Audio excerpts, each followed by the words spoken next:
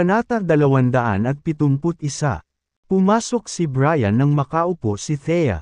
With a bright smile, he said, "Dumating ka na, Ms. Thea." Pagkasabi niya nun, pinitik niya ang mga daliri niya. Isang hanay ng mga waiter ang pumasok na may dalang mga regalo. May mga damit, kwintas, at handbag. Ms. Thea, nagtagal ako sa paghahanap nito. Kumunot ang noo ni Thea. Napaka-friendly ni Brian sa kanya tuwing magkikita sila. Ilang beses na niyang tinanggihan ang mga regalo nito. Ginoo, Grayson, ang pag-iisip mo. Tumayo si Gladys at tinanggap ang mga regalo. Ma, ano pong ginagawa niyo? Hindi natin sila matatanggap. Nagmamadaling nagsalita si Thea. Nakangiting sabi ni Gladys. Hindi natin dapat hayaang masayang ang pagsisikap ni Mr. Grayson. Talaga, sabi ni Brian. Hindi naman gaanong mahalaga ang mga ito. Tatanggapin ko sila sa ngalan ni Thea. Nakangiting sabi ni Gladys. Siya ay tumanggap ng napakaraming regalo na ang kanyang mga braso ay napagod. Pagkatapos ibigay ang mga regalo, lumabas na si Brian. Maya-maya, inihain na ang pagkain. Hindi sumali si James sa usapan. Sa halip, abala siya sa pagkain. Nang makita niya kung paano niya nilamon ang kanyang pagkain, napakunot ang noo ni Thea at tumingin kay Xavier nang may paghingi ng tawad. Mr. Watson, ikinalulungkot kung kailangan mong makita ito. Wala lang. Agad na tumayo si Xavier at sinabing, "Actually, may sasabihin ako sa iyo. Tanggapin mo." Bago pa niya matapos ang sasabihin ay tumayo na si Gladys at tumingin kay Xavier nang may kasiyahan. "Kuntento na ako sa pagiging manugang ko. Pwedeng hiwalayan ni Thea si James kahit anong oras at ikaw na lang ang pakasalan." "Mom," sinaman siya ng tingin ni Thea ng sama ng loob. How would Xavier dare marry Thea now that he knew of her identity? Wala siyang karapatang tangkilikin ang ganoong kagandang babae. Tanging isang tulad ng Black Dragon ang karapat-dapat sa kanya. "Gladys, nagkakamali ka. Nag-aalalang baka magalit si James." Nagmamadaling ipinaliwanag ni Xavier. "Sasabihin ko na hindi ako karapat-dapat kay Thea." "Ha?" Natigilan si Gladys. Natigilan si David. Hindi makapaniwalang tinitigan ni Gladys si Xavier. Maging si Thea ay natulala. Bilang isang babae, natural lang na lihim na matuwa sa pagtutugis ng mga lalaki. Kaya, ano ang sinusubukang sabihin ni Xavier nang sabihin niya ang mga salitang iyon? Sa pagkakataong iyon ay napako ang tingin ng lahat kay Xavier. Looking at James, who was gobbling up his food, Xavier explained, "Ang ganda at glamour ni Thea ay walang kapantay. Hindi ako karapat-dapat sa kanya. Si James lang." Nang marinig ito, sumulyap si Thea kay James at hindi niya napigil ang mabaluktot ang mga labi. Nakabawi sa gulat si Gladys at ngumiti. "Nagbibiro ka siguro, Mr. Xavier. Isinasantabi ang iyong pamilya. Nabalitaan kong nakakuha ka ng bilyon-bilyong dolyar sa ibang bansa sa loob lamang ng ilang taon. Kung hindi ka karapat-dapat kay Thea, paano magiging karapat-dapat sa kanya ang walang kwentang basurang tulad ni James?" "Ako ay nagsasabi ng totoo. Hindi ako karapat-dapat. Ms. Thea, sorry sa panghihimasok noon." Huwag-huwag isa puso. Napayuko ng malalim si Xavier. Ang kanyang mga aksyon ay naguguluhan sa mga kalahan. Samantala, sumulyap si Thea kay James. Nanatili siyang tahimik sa buong pag-uusap. Bulong ni Thea sa kanyang puso. "Pwede kaya na hanapin ang misteryosong Mr. Hayden si Xavier matapos malaman na nagpadala siya ng mga regalo sa bahay ko? Naniniwala siya na iyon ang nangyari. Kung hindi, bakit magbabago ang isip ni Xavier at sisimulan pa niyang ipakita ang paggalang sa kanya sa loob lamang ng isang araw? He was showing her respect because of the mysterious Mr. Hayden. Sa pag-iisip tungkol sa misteryosong si Mr. Hayden, Bumili ng tibok ng kanyang puso. Kahit na crush niya ito. Nanatili siyang tahimik matapos malaman na may asawa na siya. Lihim pa siyang nakipag-ayos kay Xavier at sinubukang makipag-match up sa kanya at kay James. Si James naman ay petty. Wala siyang tiwala sa kanya at sinundan pa siya. Sa pag-iisip tungkol dito, mas lalong nasasira ang loob ni Thea. Tumabi siya kay Thea at nakatalikod sa kanya. Nakasuot siya ng pantulog. Gayunpaman, ito ay isang slip na damit. Lubusang nakalabas ang kanyang makatarungang balat. Pansamantalang tanong ni James, "Honey, lihim mo bang iniisip na hindi ako karapat-dapat para sa iyo?" Napabalikwas si Thea. Nagsalubong ang mga tingin nila. "Kalokohan. Kahit kailan ay hindi kita minamaliit." Patuloy ni James. "Naniniwala ka ba sa kaibuturan ng iyong kalooban na isang tulad ng misteryosong Mr. Hayden ay karapat-dapat para sa iyo?" Nang makita niyang nakita niya ito, medyo natarante si Thea. She hurriedly explained, wala naman. Dahil napangasawa kita. Asawa mo na ako. Hanggat hindi mo ako pinagtaksilan. Hinding-hindi kita hihiwalayan." Na-touch si James nang marinig iyon. Hindi niya napigilan ang pagnanasang halikan siya. Naglapat ang kanilang mga labi. "Ma'am," medyo nagpupumiglas si Thea. Gayunpaman, hindi kumala si James sa pagkakahawak. Ilang segundo lang ay namula ang pisngi ni Thea. Saway niya sa kanya. "Pagod ka na bang mabuhay?" Dinilaan ni James ang labi at ngumiti. "Mahal kita, honey." Namula si Thea at napabalikwas. Walang ginawang out of bounds si James. Iyon ang unang beses nilang natutulog pagkatapos ng napakatagal na kasal. Ngayong gabi, gayunpaman, ay walang kaganapan. Sabay na lang silang nakatulog. Walang ibang nangyari. Lumipas ang gabi ng tahimik. Maagang nagising si Thea kinabukasan. Nagpalit siya ng kasuotan at nagtungo sa Pacific Group nang hindi kumakain ng kanyang almusal. Umalis na rin si James sa bahay. Inutusan siya ni Thea na maghanap ng trabaho kagabi. Naniniwala siyang oras na para maghanap ng isa. Kahit na hindi siya magtatrabaho. Dapat man lang siyang humawak ng nominal na posisyon. Sa ganoong paraan, ang mga tagalabas ay titigil sa pag-akusa sa kanya ng lintas sa mga kalahan. At sa wakas ay may angat ni Thea ang kanyang ulo ng mataas. Gayunpaman, anong uri ng posisyon ang dapat niyang puntahan? Ang Vice President ng Transgenerational Group. Ang Vice President ng Majestic Corporation. Naguguluhan si James. Pakiramdam niya ay walang maniniwala na ang manugang ng mga kalahan ay maaaring maging vice-presidente ng isang malaking korporasyon. Marahil ay mas kapani-paniwala ang isang bodyguard o isang driver. Pumunta si James sa Common Clinic para talakayin ang bagay kay Henry. Samantala, pumunta si Thea sa Pacific Group. Matapos kunin ang kumpanya, siya sa pag-aayos ng mga operasyon nito. Ngayon, habang sinusuri niya ang mga account ng kumpanya, napansin niyang may mga hindi pa nababayarang utang. Kinuha niya ang telepono at tinawagan si Larry, ang Vice President. "Halika sa opisina ko." Maya-maya, dumating na si Larry. "Ms. Thea, nandito na ako." Tiningnan ni Thea ang mga account at kumunat ang noo. "Larry, bakit may 30 milyong halaga pa ng utang na hindi nakolekta?" Nang marinig ito, napangiwi si Larry. "Ms. Si Thea, ang kumpanyang may utang sa amin ay Purity Pharmaceuticals. Kami ang pangunahing tagapagtusto sa unang bahagi ng taon.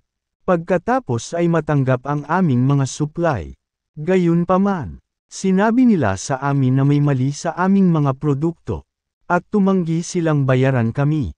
Nagpunta kami sa gobyerno para humingi ng tulong ngunit walang resulta. Pagkatapos ng lahat, ang Purity Pharmaceuticals ay isang makapangyarihan at maimpluwensyang organisasyon." Ha! Nang marinig ito, napakunot ang noo ni Thea. Patuloy ni Larry, Nag-hire kami ng abogado para kasuhan sila sa korte. Pero natalo kami. Mula noon, ang aming mga operasyon sa pabrika ay inaatake ng mga hindi kilalang tao. Dahil doon, walang mga kumpanya ang bibili sa amin. Kung wala ang 30 milyon. Ang Pacific Group ay nagkaroon ng liquidity crunch at halos na bangkarote.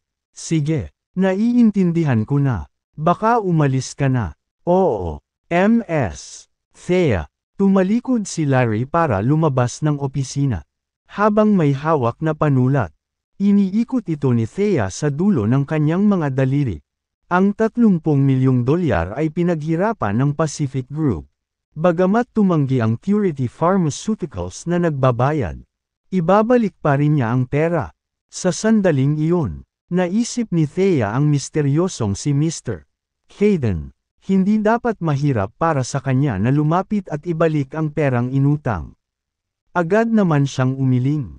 Thea Callahan, tumigil ka na sa pag-asa sa iba. Kahit na ikaw ang nagligtas sa kanyang buhay. Tinulungan ka niya ng maraming beses ngayon. Hindi mo na siya dapat istorbohin pa. Nagpasya si Thea na pumunta ng personal sa Purity Pharmaceuticals. Hahanapin niya ang kinauukulan at hinihiling ang pagbabayad ng 30 milyong dolyar.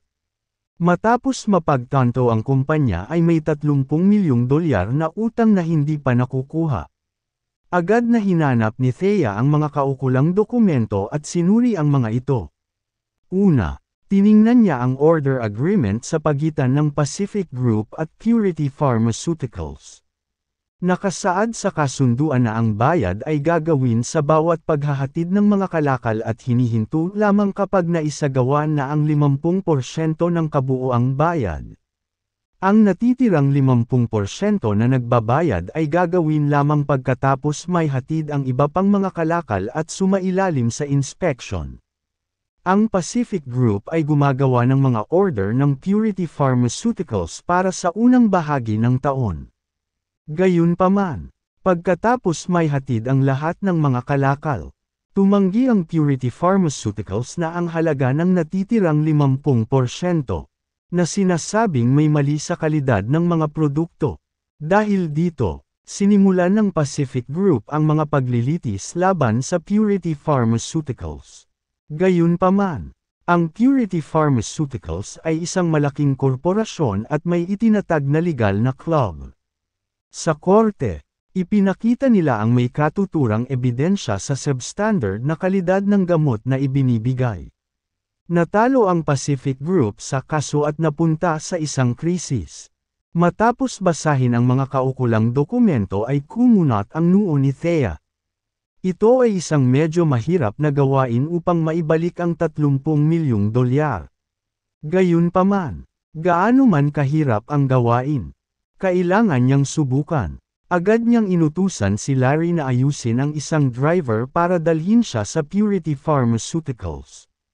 Ang Purity Pharmaceuticals ay isang malaking korporasyon. Bagamat hindi ito kasing kilala ng Celestial Group, Longevity Pharmaceuticals, at Abundant Group, nasa top 20 pa rin ito sa Kensington. Ang kabisera ng medisina. Ang punong tanggapan nito ay isang 8 palapag na mataas na tore.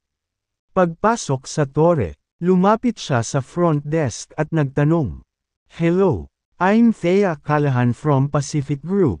Gusto kong makita ang iyong taong namamahala sa mga bagay na may kinalaman sa negosyo." Napatingin ang receptionist kay Thea, bilang isang nakatira sa Kensington. Paanong hindi niya narinig ang pangalang Thea Callahan? Ang mga alingaw-ngaw ay nasa kalye, at sila ay mock-atas. Thea Callahan, ikaw ang chairman ng Eternality Group. Bakit ka nandito sa ngalan ng Pacific Group? Wala ka bang magandang koneksyon sa mga bigwig ng Celestial Group, Longevity Pharmaceuticals, at iba pa? So, bakit ka pumunta dito? Wala kaming utos sa iyo. Bagamat binigyan ng Celestial Group at Longevity Pharmaceuticals si Thea ng pabor, kabaligtaran, ay totoo para sa Purity Pharmaceuticals. Maging ang receptionist ay tumingin sa kanya ng masama. Naniniwala siyang maswerte lang si Thea na nailigtas niya ang isang Kaden 10 taon na ang nakararaan. Wala itong maipagmamalaki. Matiyag ang sinabi ni Thea, maaari mo bang ipaalam sa kinauukulan ang pagdating ko? Marami tayong namamahala dito, kaya hindi ko alam kung sino ang tinutukoy mo. Ang department manager ba o ang general manager? Baka ang executive director? O baka ang chairman mismo? Ang receptionist tumingin kay Thea nang walang interes. Anong karapatan mo na makita ang aming namamahala sa tuwing gusto mo? Gusto kong makilala ang iyong executive director, Mr. Walter Kaffenberger. May appointment ka? Hindi. Kung ganoon, pasensya na. Walang appointment. Walang meeting. Natatakot ako. Please umalis ka na. Bagamat mababa ang tingin ng receptionist kay Thea, alam niyang marami siyang kakilala. Sa makatuwid, hindi niya pinahirapan ang mga bagay ngunit sa halip ay pinalayas siya ng mabilis. Dahil sa pagkadismaya ay umalis si Thea. Pagkaalis niya, may pumasok. Ito ay isang 30 taong gulang na lalaki sa isang itim na suit na may makinis na buhok. 4 na maskuladong bodyguard na nakasuit at nakatali na nakasuot ng salaming pang-araw ay sumunod malapit sa likuran. Ginoo Kaffenberger. Agad na lumapit ang receptionist at magalang na sinabi. Nandito lang si Thea Callahan, hinahanap ka. Sinabi niya na dumating siya sa ngalan ng Pacific Group. Pinalayas ko siya dahil sigurado akong dumating siya para sa insidente sa likod ng kaso sa korte. Oh! Thea Callahan mula sa Pacific Group. Napahinto si Walter sa kanyang kinatatayuan. Tinuro ng receptionist si Thea na nasa gate pa rin. Hindi pa siya lumalabas ng gate. Sige, nakuha ko. Bahagyang kumaway si Walter at naglakad papunta kay Thea. Ikaw ba si Thea Callahan? Nang marinig iyon, lumingon si Thea at napansin ang isang medyo gwapong 30 years old na lalaki na papalapit sa kanya. Tumango siya. Oo, ako si Thea. At ikaw? Inihad ni Walter ang kanyang kamay. Hello, Ms. Thea. Ako si Walter Kaffenberger, ang executive director ng Purity Pharmaceuticals. Ah, ikaw si Mr. Kaffenberger. Dahil sa tuwa ay agad na nakipagkamay si Thea. Gayunpaman, hinawakan ni Walter ang kanyang kamay at hindi kumalas sa pagkakahawak nito. Nagmamadaling binawi ni Thea ang kanyang kamay. Pinagmasdan siya ni Walter. Siya ay talagang isang kaakit-akit at eleganteng babae. Gaya ng inaasahan sa numero 1 kagandahan sa buong Kensington. Narinig niya na mayroon itong koneksyon sa maraming bigwigs. Gayunpaman, hindi siya natakot. Ms. Thea, balita ko nandito ka sa ngalan ng Pacific Group. Tinitigan niya ito mula ulo hanggang paa na may nasisiyahang tingin. Oo, chairman na ako ngayon ng Pacific Group. Dahil nagkaroon ng ilang hindi pagkakaunawaan sa pagitan ng Pacific Group at ng iyong kumpanya. Naniniwala ako na dapat tayong magkaroon ng pag-uusap upang maituwid ang mga bagay-bagay. Nakita ko. Punta tayo sa opisina ko. Gumawa si Walter ng malugod na kilos. Hindi tinanggihan ni Thea ang kanyang alok. Sumunod siya sa likuran ni Walter at tinungo ang opisina ng executive director. Umupo si Thea sa isang sofa sa opisina. Samantala, si Walter ay nakaupo sa tapat niya. Walang pakundangan na tinitingnan siya. Pinagmamasdan ang kanyang mga suso sa ilalim ng kanyang puting blouse na pumuputok para makalabas. Napalunok siya. Ms. Thea, anong punta mo ngayon? May pilyong mukha si Walter. Nagsalita si Thea. Mr. Kaffenberger, kami sa Pacific Group ay palaging mahigpit sa kalidad ng aming mga produkto. Dahil dito, walang mga pagkakamali sa nakalipas na mga dekada.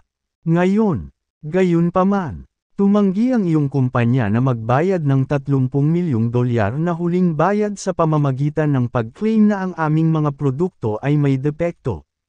Bahagyang kumaway si Walter at pinutol siya. Nag-hire kami ng isang singil sa katawan para magsagawa ng pagtatasa. At maliwanag na may mali sa iyong mga medikal na supply. Kami ay napaka mapagpatawad, dahil medyo matagal na kaming magka-partner. Pinili naming huwag nang ituloy ang mga bagay-bagay. Nandito si Thea para humingi ng bayad. Gayunpaman, hindi binanggit ni Walter ang tungkol dito at binigyang diin pa ang katotohanang pinili nilang huwag silang panagutin. Ang kanyang mga salita ay humadlang kay Thea na ituloy ang mga bagay. Ginoo, Kaffenberger. Itinaas muli ni Walter ang kanyang kamay at pinutol siya. Ms. Thea. Nagbigay na ng huling hatol ang korte sa paggamit nito. Kung nakita mong hindi kasiya siya ang resulta, huwag mag-atubili mag-apela sa mas mataas na hukuman. Wala nang ganito ngayon. Pag-usapan natin ang pera. Nauubos ba talaga ang cash flow ng Pacific Group? Kung gayon, maaari kitang pautangin ng personal. 10 milyon. O baka 100 milyon. Kahit ano para sa iyo. Ginoo, Kaffenberger. Wala na ba talagang paraan? Ano, hindi mo ba naiintindihan ang mga salita ko? Nagdilim ang mukha ni Walter.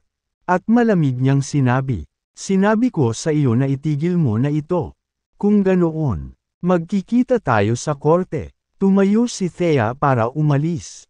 Pagbukas niya ng pinto ng opisina, 4 na bodyguard ang hamarang sa kanya.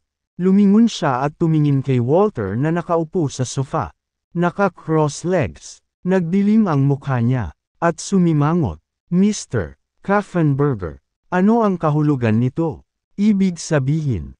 Tumawa si Walter. Thea. Hindi ka ba nag-research bago pumunta dito? Pwede kang pumasok ayon sa gusto mo.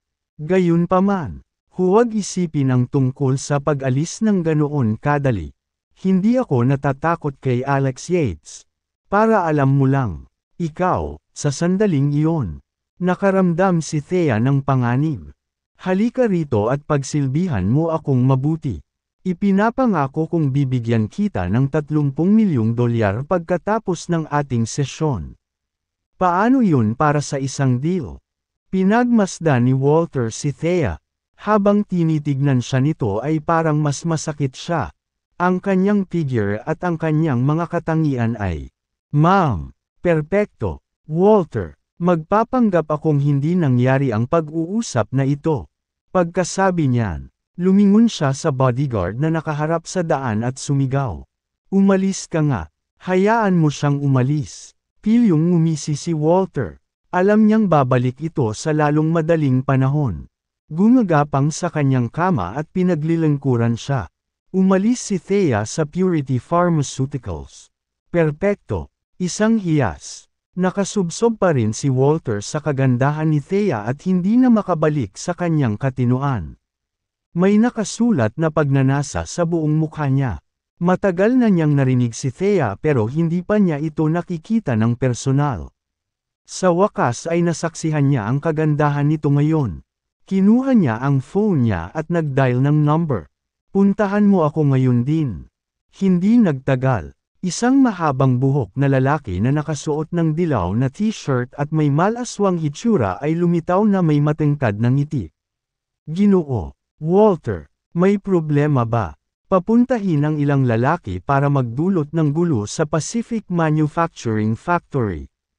Huwag mag-overboard dito. Gawin lamang ang sapat upang hindi sila makapag-opera ng normal. Bilin ni Walter, sigurado, hindi yun magiging problema. Thea, binalaan na kita. Babalik ka para makaawa sa akin sa lalong madaling panahon. Ungol ni Walter na may mapaglarong ngiti.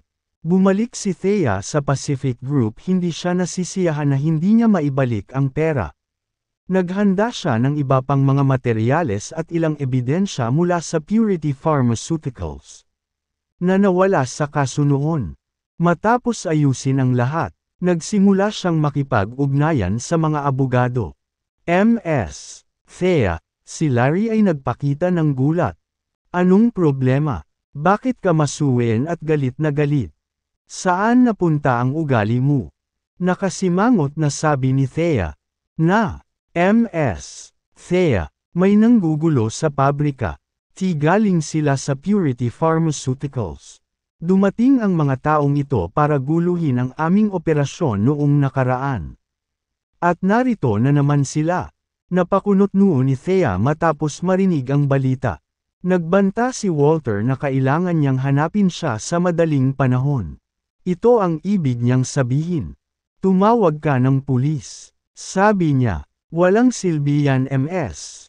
Thea, ang Purity Pharmaceutical ay may napakatibay na background. Mayroon silang mga tao sa underworld at legal na departamento. Isa sa kanilang mga pangunahing shareholder ay A. Matataas na opisyal ng Kensington na may hawak na dakilang tungkulin. Sinubukan naming tumawag ng pulis noon. Ngunit walang nagawa ang pulis matapos pumunta sa aming pabrika. Ang mga taong ito ay patuloy na nagdudulot ng gulo pagkaalis ng mga pulis. Wala bang batas sa lugar na ito? Galit na hinampas ni Thea ang mesa. Ms. Thea, nakilala mo na ba si Walter ng Purity Pharmaceuticals? Ano ang sinabi mo sa kanya? Bakit siya muling naghiganti sa Pacific Group? Tanong ni Larry. Nag-wave ng kamay si Thea. Tama na yan. Balik ka muna sa trabaho. Ako na ang bahala dito. Naiintindihan. Ms. Thea, kailangan mong ayusin ito sa lalong madaling panahon. Sa wakas ay ipinagpatuloy ng pabrika ang produksyon. At kung may mangyari muli, ang mga empleyado ay tiyak na madidismaya o magbibitiw pa nga. Sige. Tumalikod si Larry at naglakad palayo si Thea ay nalilito pagkaalis niya. Walang kwenta ang tumawag ng pulis. At sa mga kakayahan niya ngayon, hindi niya kayang harapin ang mga bagay na iyon ng mag-isa. Isang tao lang ang maaasahan niya para malutas ang problema ang misteryosong Mr. Hayden. Kailangan ko ba talagang humingi ng tulong sa kanya? Umiling si Thea. Ayaw niyang abalahin ang misteryosong Mr. Hayden. Kung tutuusin ay ayaw na niyang magkaroon ng anumang bagay dito kay Mr. Hayden. May asawa na siya at natatakot siyang ma-in-love sa misteryosong lalaking ito. Tumanggi siyang ipagkanulo si James. Tulala na nakaupo si Thea sa opisina. Sa hapon, muling binisita ni Larry ang kanyang opisina at iniulat na ang grupo ng mga nanggugulo ay lubhang nakagambala sa normal na operasyon ng pabrika. Walang magawa si Thea sa sitwasyon at pansamantalang maisara ang pabrika, na nagbibigay sa mga empleyado ng isang araw na walang pasok. Bumisita si James kay Henry para talakayin ang isang nominal na titulo sa trabaho. Walang kapaki-pakinabang na mungkahi si Henry tungkol sa mga bagay na iyon. Pinag-isipan ito ni James at nagpasya na italaga ang kanyang sarili ng papel sa Transgenerational Group para masiyahan si Thea. Gayunpaman, hindi rin siya nagmamadali. Bumalik siya pagkatapos na manatili sa lugar ni Henry ng buong umaga. Sa hapon, nanatili siya sa bahay. Kinagabihan ay nakauwi na rin si Thea. Mukha siyang depressed. Inayos ni James ang pagkain at nagtanong, "Honey, we can have dinner now." Mukhang medyo down ka. May nangyari ba? Wala namang nangyari. Kinawayan ni Thea ang kanyang mga kamay at pinawalang bisa ang tanong. Hindi naman sa ayaw niyang ipakita ang kanyang mga problema. Ngunit walang silbi na sabihin kay James ang tungkol sa mga bagay na ito dahil makakadagdag lamang ito sa kanyang mga problema. Naramdaman ni Gladys na may kakaiba kay Thea. "Thea, anong problema? Bakit ka nakakasimangot?" Tanong niya dahil sa pag-aalala. "Okay lang ako, Mom." "Sige, nakasulat sa buong mukha mo." May nangyari sa kumpanya. May utang ang Purity Pharmaceuticals sa Pacific Group ng $30 milyong para sa kanilang kalakal. Pumunta ako sa Purity Pharmaceuticals ngayon at walang magawang paliwanag ni Thea. Ikinwento ni Thea sa kanila ang buong kwento. "Suck! Hindi ko inaasahan na ang Purity Pharmaceutical ay magkakaroon ng ganoong kalakas na background sa parehong mga tao mula sa underworld at batas. Hindi ko lang naibalik ang pera. kundi nakuha ko pa kami sa problema. Humingi ka ng tulong kay Mr. Hayden. Napaka-influential niya. Kaya dapat madali para sa kanya na i-solve ang problema para sa iyo. Gladys said out of the blue. Pag-iisipan ko. Nagmamadaling kumain si Thea at bumalik sa kwarto para magpahinga. Siya ay pagod at hindi na nag-iisip tungkol sa mga problemang pansamantala. Samantala, lihim na inintindi ni James ang sitwasyon. Pagkatapos kumain, nilinis niya ang kalat, kinuha ang maruruming pinggan, at hinugasan. Mahigit kalahating oras bago niya natapos ang pag-aayos ng kusina. Pagkatapos, lumabas siya na may dalang garbage bag. Nay, itatapon ko po ang basura. Thea, itatapon ko ang basura. Ipinaalam sa kanila ni James. Ngunit walang sumagot sa kanya. Sanay na siya at pasimpleng iniwan kasama ang basura. Matapos lumabas at magtapon ng basura, kinuha ni James ang kanyang telepono at tinawagan si Henry. May kailangan ka ba, James? Malungkot ang ekspresyon ni James at malamig na sinabi. Tawagan si Jake at sabihin sa kanya na pahiram sa akin ang 1,000 tauhan. Si Henry ay nakahiga sa isang banig sa sahig habang si Whitney ay inukupa ang kanyang kama. Agad siyang bumangon at nagtanong. Anong problema? Anong nangyari? Hindi naman big deal. Kumuha ng 1,000 tao at 300 excavator para sirain ang pabrika ng Purity Pharmaceuticals. Halika, sunduin mo ako. Kailangan kong bisitahin ang Purity Pharmaceuticals. Sige. Ibinaba ni Henry ang tawag at agad na tinawagan si Jake. Jake, ayusin mo ang 1,000 lalaki at 300 excavator para sirain ang pabrika ng Purity Pharmaceuticals. Subukang huwag saktan ang sinuman sa proseso. Ang Blythe King ang bahala sa magiging resulta kung may mangyari. Si Whitney na nakaupo sa kama at naglalaro sa kanyang telepono, ay biglang naintriga nang marinig niya ang Blythe King. Bigla siyang bumangon at excited na nagtanong. May nangyari ba, Henry? Sa sandaling ito, hindi na nakasuot ng mabigat na pampaganda si Whitney at hubad na ang mukha. Mukha siyang disente sa kanyang kutis at medyo mataba sa kanyang mukha. Nakasuot siya ng maikling maong na palda na ipinarace sa puting t-shirt na may pattern ng karton sa dibdib.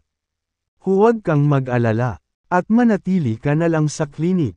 Sumulyap si Henry sa kanya at sumagot. Hoy, Henry, hintayin mo ako. Nagmamadaling bumangon si Whitney at sumigaw habang sinusubukang isuot ang kanyang sapatos. Malayo na ang narating ni Henry kaya hinabol niya ito ng hindi sinusuot. Sa labas, sa loob ng sasakyan, kumunat ang noo ni Henry at sinabing, huwag kang magulo, aayusin ko ang kanilang negosyo. Hindi ako nakikialam, may mga business din akong inaayos. Marunong ako sa karate, taekwondo, Krav Maga, Tai Chi, Jeet Kune Do at Muay Thai. Ako ay isang napakaraming manlalaban at hindi kita pipigilan. Na-stress si Henry. Kawawa naman siya na tamaan itong babaeng magulo. Tumanggi si Whitney na bumaba. At si Henry ay naiwan na walang pagpipilian. Binalaan niya ito. Ipinaalala ko sa iyo na ang taong dumating sa umaga ay hindi isang taong gusto mong makasama. Huwag kang magbubuga ng kalokohan kapag nagkita tayo. James. Alam kong maganda ang ugali niya at mas madali siyang pakisamahan kumpara sa iyo. Walang magawang umiling si Henry at nagmamaneho para sunduin si James.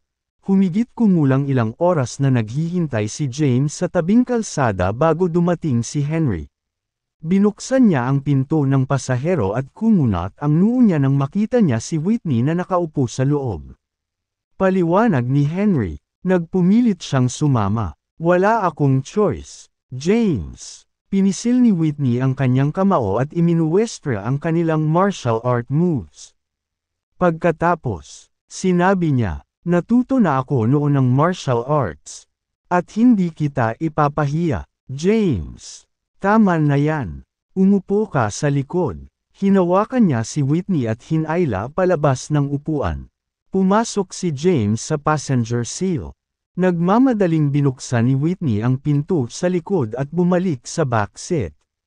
Anong nangyari, James? Ang tanga ng Purity Pharmaceuticals para guluhin si Thea. Tumungo sa Purity Pharmaceuticals. I want to see who this Walter is to dare to provoke my wife. Sabi ni James na may displeased expression. Hindi nakuha ni Henry ang sagot at nagmamaneho na lamang sa punong tanggapan ng Purity Pharmaceuticals. Pagdating nila, ang mga empleyado ng Purity Pharmaceuticals ay umalis na sa trabaho. At ang buong gusali ay itim.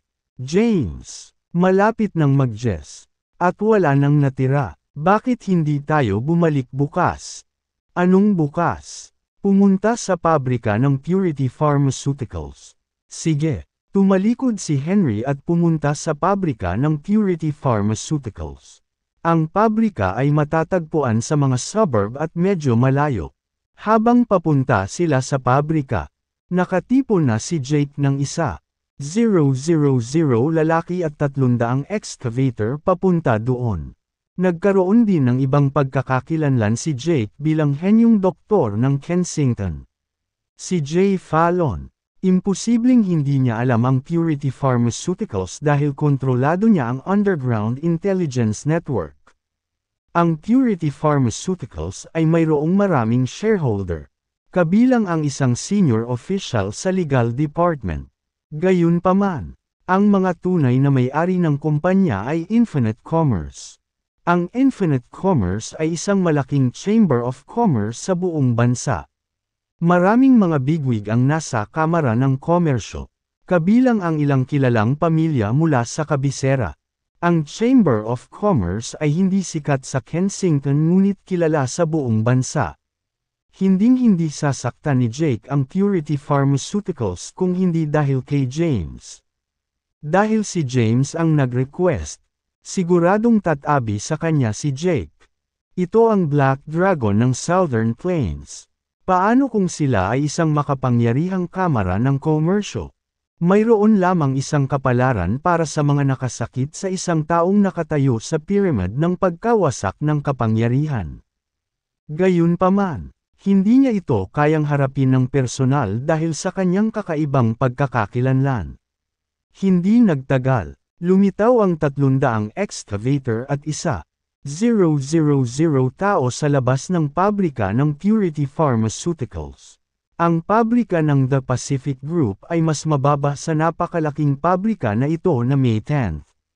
000 empleyado. Sa sandaling ito, ang pabrika ay nagtatrabaho ng overtime. Nanginginig sa takot ang mga security guard nang makita ang 300 excavator at isa. 000 katao na lumitaw. Panawagan para sa suporta. Panawagan para sa suporta. May problema tayo dito. Mga security guard. Kailangan namin ng agarang suporta. Ang mga security guard ng factory ay naabisuhan sa isang iglap. Mabilis silang nagtipon sa gate. Ang 300 o higit pang mga security guard ay naging mahihiyain. At walang nang ahas na umalis sa pasukan ng pabrika nang makita nila ang 300 excavator at isa. 000 katao sa labas. Walang nang ahas na kumilos ng padalos-dalos matapos makita ang mga excavator. Mabilis na iniulat ng namamahala sa pabrika ang sitwasyon sa mga nakatataas. Si Walter ay nasa isang clubhouse at nakasama ang isang batang modelo. Nagring ang phone niya. Nang makitang factory manager iyon, sinagot niya ang telepono at naiinip na pinag-uusapan siya. Steven, may death wish ka ba? Bakit mo ako tinatawag na gabi-gabi? Mr. Walter, may problema tayo. Isang malaking problema. Mayroong 300 excavator at higit sa 1,000 tao sa labas ng pabrika ngayon. Ito ay isang nakakatakot na eksena. At tila gusto nilang sirain ang pabrika ng Purity Pharmaceuticals. Sa mga tao sa loob, makinig kayong mabuti. Agad na naghiwalay at, kung hindi, huwag mong sisihin kung sino mang inosente ang masaktan. Naririnig ni Walter ang sigaw sa pamamagitan ng mga speaker sa pabrika. Nagmura agad si Walter. Baliw ba sila? Gusto kong makita kung sino ang mga ngahas na manggulo sa aming pabrika ngayon. Ibinaba niya ang telepono at agad na tumawag ulit. Dawson, may problema sa pabrika. Kumuha ka agad ng 3,000 tao upang suportahan kami sa pabrika. Binaba niya ang tawag at muling tumawag. Ginoo, Zaborowski, may nangyari na. Magpadala ka agad ng 1,000 espesyal na opisyal ng unit ng pulisya sa pabrika ng Purity Pharmaceuticals. Pagkatapos gumawa ng 2 magkasunod na tawag sa telepono, nagbihis si Walter at umalis ng clubhouse. Nagpatakbo siya ng maraming pulang ilaw sa daan at mabilis na tinungo ang pabrika. Si James at Henry ay dumating na sobrang late.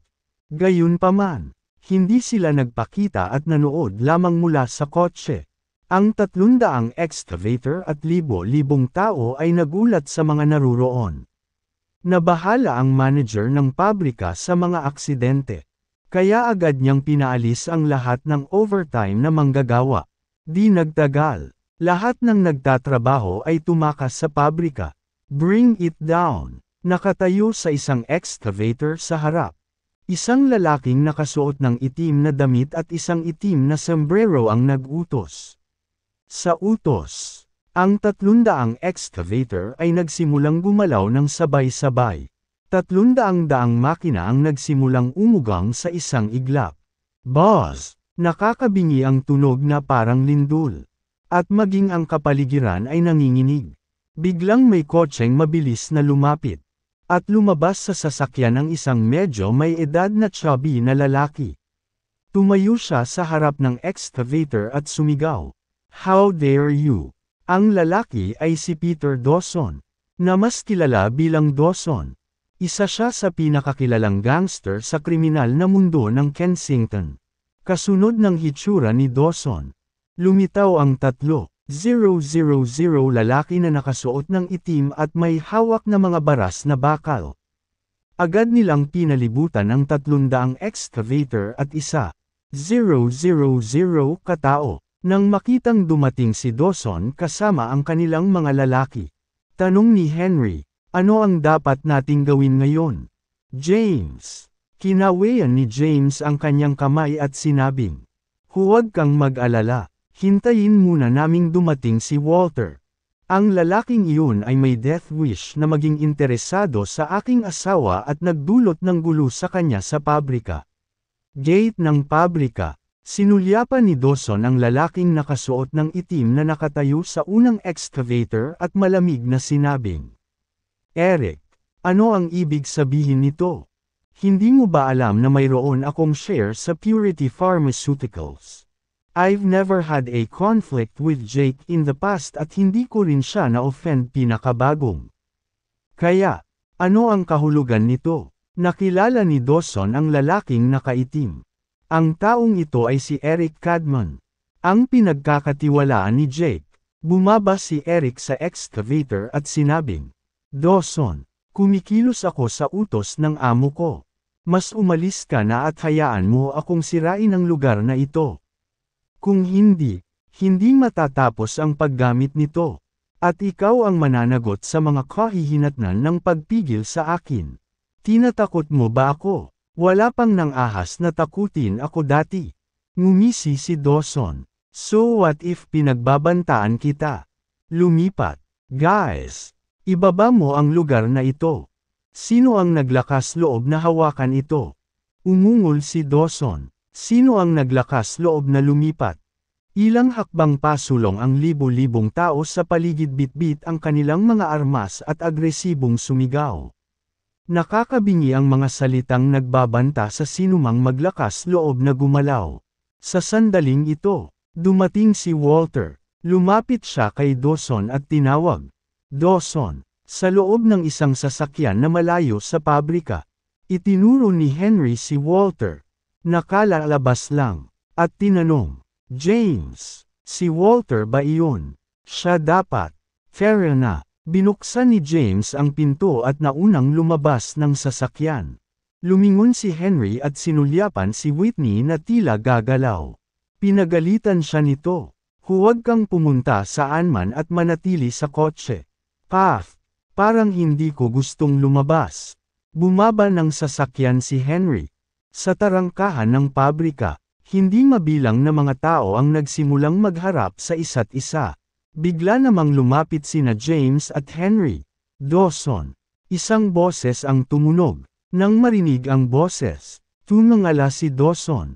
Nang makitang papalapit si James, agad na nanghina ang mga paa ni Dawson.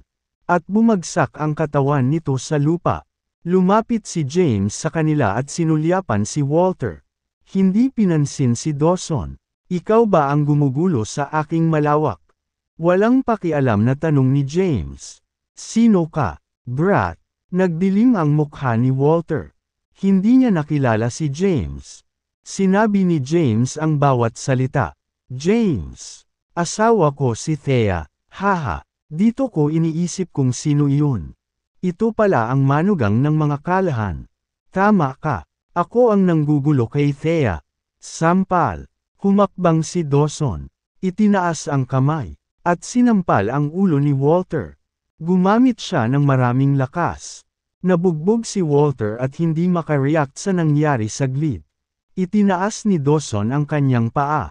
Sinipa si Walter sa lupa. At paulit-ulit siyang pinalo ng kanyang mga kamao at binti. Nagulat si Walter. Naguguluhan siya kung bakit bigla siyang sasampalin ni Dawson. Humingi siya ng awa habang sinisipa at sinusuntok. Dawson, sorry. Ako ay humihingi ng paumanhin. Nagkamali ako. Tigilan mo ako sa paghampas. I'm begging you.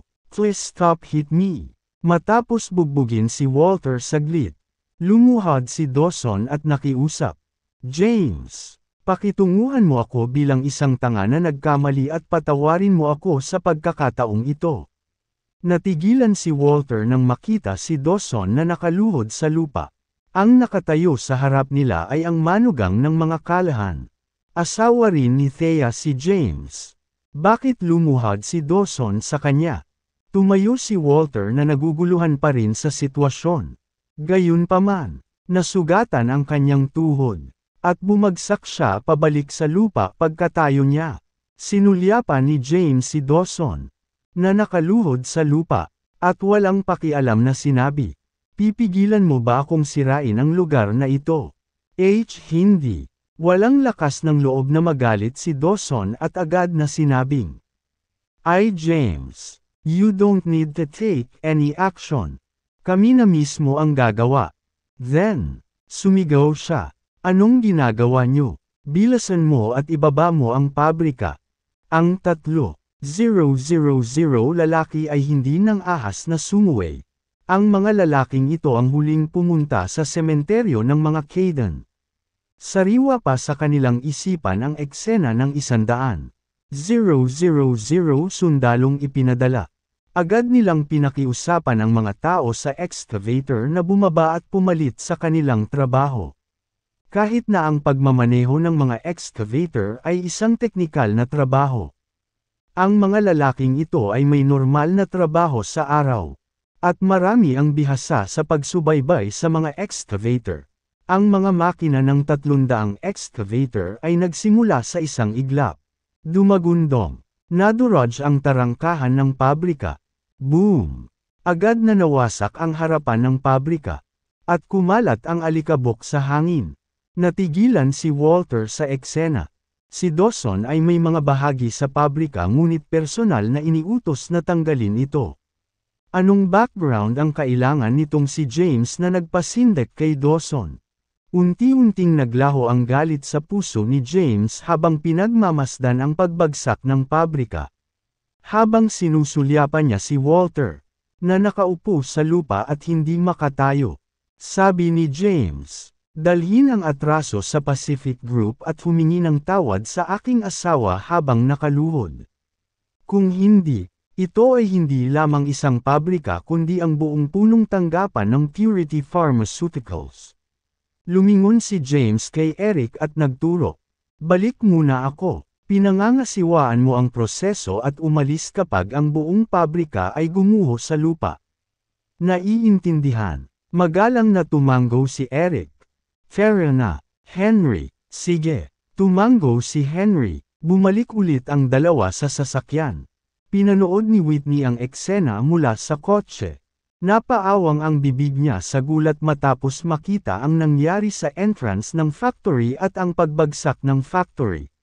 Hinatid ni Henry si James pauwi. Pagkaalis ni James, sa wakas ay nagtanong si Walter. D. Dawson. Anong nangyari? H. Paano mo? F***. Muntik na akong mamatay dahil sayo. Gawin mo na lang ang utos ni James. Humingi ka ng tawad bukas. At huwag mong sabihin sa sinuman ang nangyari ngayon. Ipahayag sa publiko na ang pabrika ay masyadong luma. Kaya kailangan itong ibagsak at muling itayo. Sinipa ni Dawson si Walter at pinagalitan. Nagulat si Walter. Paano nagkakaroon ng malaking impluwensya ang isang live-in na manugang? Gayunpaman, hindi nang ahas si Dawson na magtanong pa at itinago ito sa kanyang sarili. Halos hating gabi na nang makauwi si James. Tulog na ang buong pamilya. Nilabas niya ang phone niya at tinawagan si Thea dahil wala siyang susi. Si Thea ay parehong pagod sa pisikal at mental. Nakatulog siya habang nakahiga sa kama. Kinuha niya ang kanyang telepono nang tumunog ito at nalungkot siya nang makita niyang asawa niya ang tumatawag. Sinagot niya ang telepono at pinag-uusapan. Nakakahiya ka, James. Tingnan mo ang oras ngayon. Darling. Na-delay ako kasi may gagawin ako. Halika pagbuksan mo ako ng pinto. Pangako hindi na ako uuwi ng late. Diretsyong ibinaba ni Thea ang telepono. Maya-maya, bumukas ang pinto. Nakatayo si Thea sa pintuan na nakasuot ng isang set ng manipis na pijama. At ang kanyang magandang mukha ay puno ng galit. Pinagalitan niya ito, na nagsasabing, tingnan mo ang oras ngayon. Darling, kailangan ko talagang ayusin ang ilang bagay. Mas wala na sa susunod. Ngumuso si Thea, tumalikod, at umalis. Sinundan siya ni James sa kwarto at isinara ang pinto. Agad siyang pumunta para maligo. Nakatulog na si Thea nang matapos siyang maghilamos. Gayunpaman, may natitira pang espasyo sa kama para sa kanya. Nakaramdam ng init ang puso ni James. At umakyat siya sa kama. Lumipas ang gabi ng tahimik. Maagang bumangon si Thea at tumungo sa Pacific Group. Ang Pacific Manufacturing Factory ay nasa pahinga. Nag-aalala si Larry. Sa wakas ay nakakuha sila ng mga order at nagsimulang magtrabaho muli ngunit hindi nagtagal ay naharap sila sa problema. Ms. Thea. Paano mo nasaktan si Walter ng Purity Pharmaceuticals? Paano ka pumunta at humingi ng tawad sa kanya? Tayo ang Luigi kung magpapatuloy ito. Nagalit si Thea, humingi ng tawad. Wala akong ginawang mali. Kaya bakit ako hihingi ng tawad? Isip ni Thea, sige, bumalik ka muna sa trabaho. Sige, umalis si Larry. Umupo si Thea sa kanyang upuan sa opisina at ibinaba ang kanyang ulo sa sobrang hina. Wala siyang magawa sa sitwasyong ito. Nagkaproblema ang kumpanya, ngunit wala siyang magagawa para ibalik ang sitwasyon. Nagpasya siyang humingi ng tulong sa misteryosong Mr. Hayden. Hihingi ako ng tulong sa kanya minsan lang. Hindi ko na siya hahanapin pa after this one time. Naisip ni Thea sa sarili. May kumatok sa pinto nang makapagdesisyon na siya at aalis na sana. Umupo ulit siya at sinabing, pasok. Itinulak ni Larry ang pinto at galit na sinabi, MMS. Nandito si Thea, Walter mula sa Purity Pharmaceuticals para makita ka. Ha? Gulat na bulalas ni Thea. Biglang pumasok ang ilang matipunong bodyguard na may dalang stretcher. May isang lalaking nakapikit ng benda na nakahiga sa stretcher. Ang lalaking ito ay si Walter. Nasa ganoong kalagayan siya matapos bugbugin ni Dawson. Sumasakit ang puso ni Dawson matapos masira kagabi ang pabrika ng Purity Pharmaceuticals. Galit na galit siya na ang napakalaking pabrika na puno ng maraming kagamitan ay madaling nawasak. Nawala niya ang higit sa $1 bilyon at inilabas ang kanyang galit kay Walter. Natigilan si Thea nang makita ang itsura ni Walter. Thea, Ms. Thea, nandito ako para humingi ng tawad. Nabugbog ang buong mukha ni Walter. At natanggal pa ang kanilang ngipin. Kaya naman, hindi malinaw ang kanyang pagsasalita sa pamamagitan ng pagtagas ng hangin sa kanyang mga ngipin. Naglabas siya ng tseke. Ito ang 30 milyon na atraso. Kasama ang interes na 300 milyon sa kabuuan. Pakiusap, tanggapin mo ito at patawarin mo ako, hindi na ako mangangahas na gawin muli ang parehong pagkakamali. Patawarin mo ako. Napatulala si Thea at nanlamig sa kinatatayuan matapos marinig ang kanyang paghingi ng tawad. Ilang segundo rin bago siya nag-react. Mr. Kaffenberger, anong problema mo? Ms. Thea, patawarin mo ako. Pakiusap muli ni Walter. Siya rin ay walang kamalay-malay sa mga nangyayari. Naguguluhan pa rin siya hanggang ngayon. Paano magkakaroon ng napakaraming impluwensya ang isang manugang na lalaki? Sinira niya ang isang napakalaking pabrika ng walang kahirap-hirap dahil sa gusto niya. Sa huli, dumating ang mga pulis ngunit binyantaan ng ilang salita mula kay Dawson. Gulat na ekspresyon ang suot ni Thea. Ano bang nangyayari ngayon? Napakamayabang niya kahapon at nagpadala pa ng mga tao para manggulo sa pabrika. Ngayon, personal siyang nagpakita ng mga bendahe sa kanyang buong katawan upang bayaran ang $30 milyong na atraso at nagbigay pa ng karagdagang higit sa $200 milyong interes. Paano ko naibalik ang perang ito ng ganoon kadali? Naalala ni Thea ang sarili at sinabing, kailangan ko lang ibalik ang $30 million. Maaari mong bawiin ang natitira. Natarante si Walter nang marinig ang kanyang mga salita at nagmamadaling sinabi. Ms. Thea, dapat tanggapin mo ang interes. Patay ako kung hindi mo tatanggapin. Nagbanta si Dawson na itatapon siya sa ilog para ipakain sa isda kung patatawarin siya ni Thea. Napakunot noo ni Thea habang iniisip ang isang tao, baka naman tinulungan na naman ako ng misteryosong Mr. Hayden na. Iyon. Paano niya nalaman ang problema ng Pacific Group? Hindi niya maiwasang magtanong. Kasali ba si Mr. Hayden? Oo. Teka. Hindi. Tinanguan ni Walter ang kanyang ulo. Pagkatapos ay umiling-iling. Binalaan siya ni Dawson na huwag sabihin kahit kaninong tungkol dito. Kung hindi, ililibing siyang buhay. Ms. Thea, mangyaring tanggapin ang pera at ituring ito bilang kabayaran para sa mga pagkalugi ng Pacific Group. Sige, pinag-isipan ito ni Thea at kalaunan ay tinanggap ito. Hindi kapos sa pera ang Purity Pharmaceuticals. At kailangan niya ito ng husto. Dahil personal itong ipinadala ni Walter sa kanya. Magugulo siya kung hindi niya ito tatanggapin. Tinanggap niya ang tseke para sa 300 milyon. Ang maliit na tseke ay tumitimbang ng 1,000 libra sa kanyang kamay. May utang na loob na naman ako sa iyo, Mr. Hayden. Napabuntong hininga si Thea sa kanyang puso. Nakahinga ng maluwag si Walter matapos tanggapin ni Thea ang pera.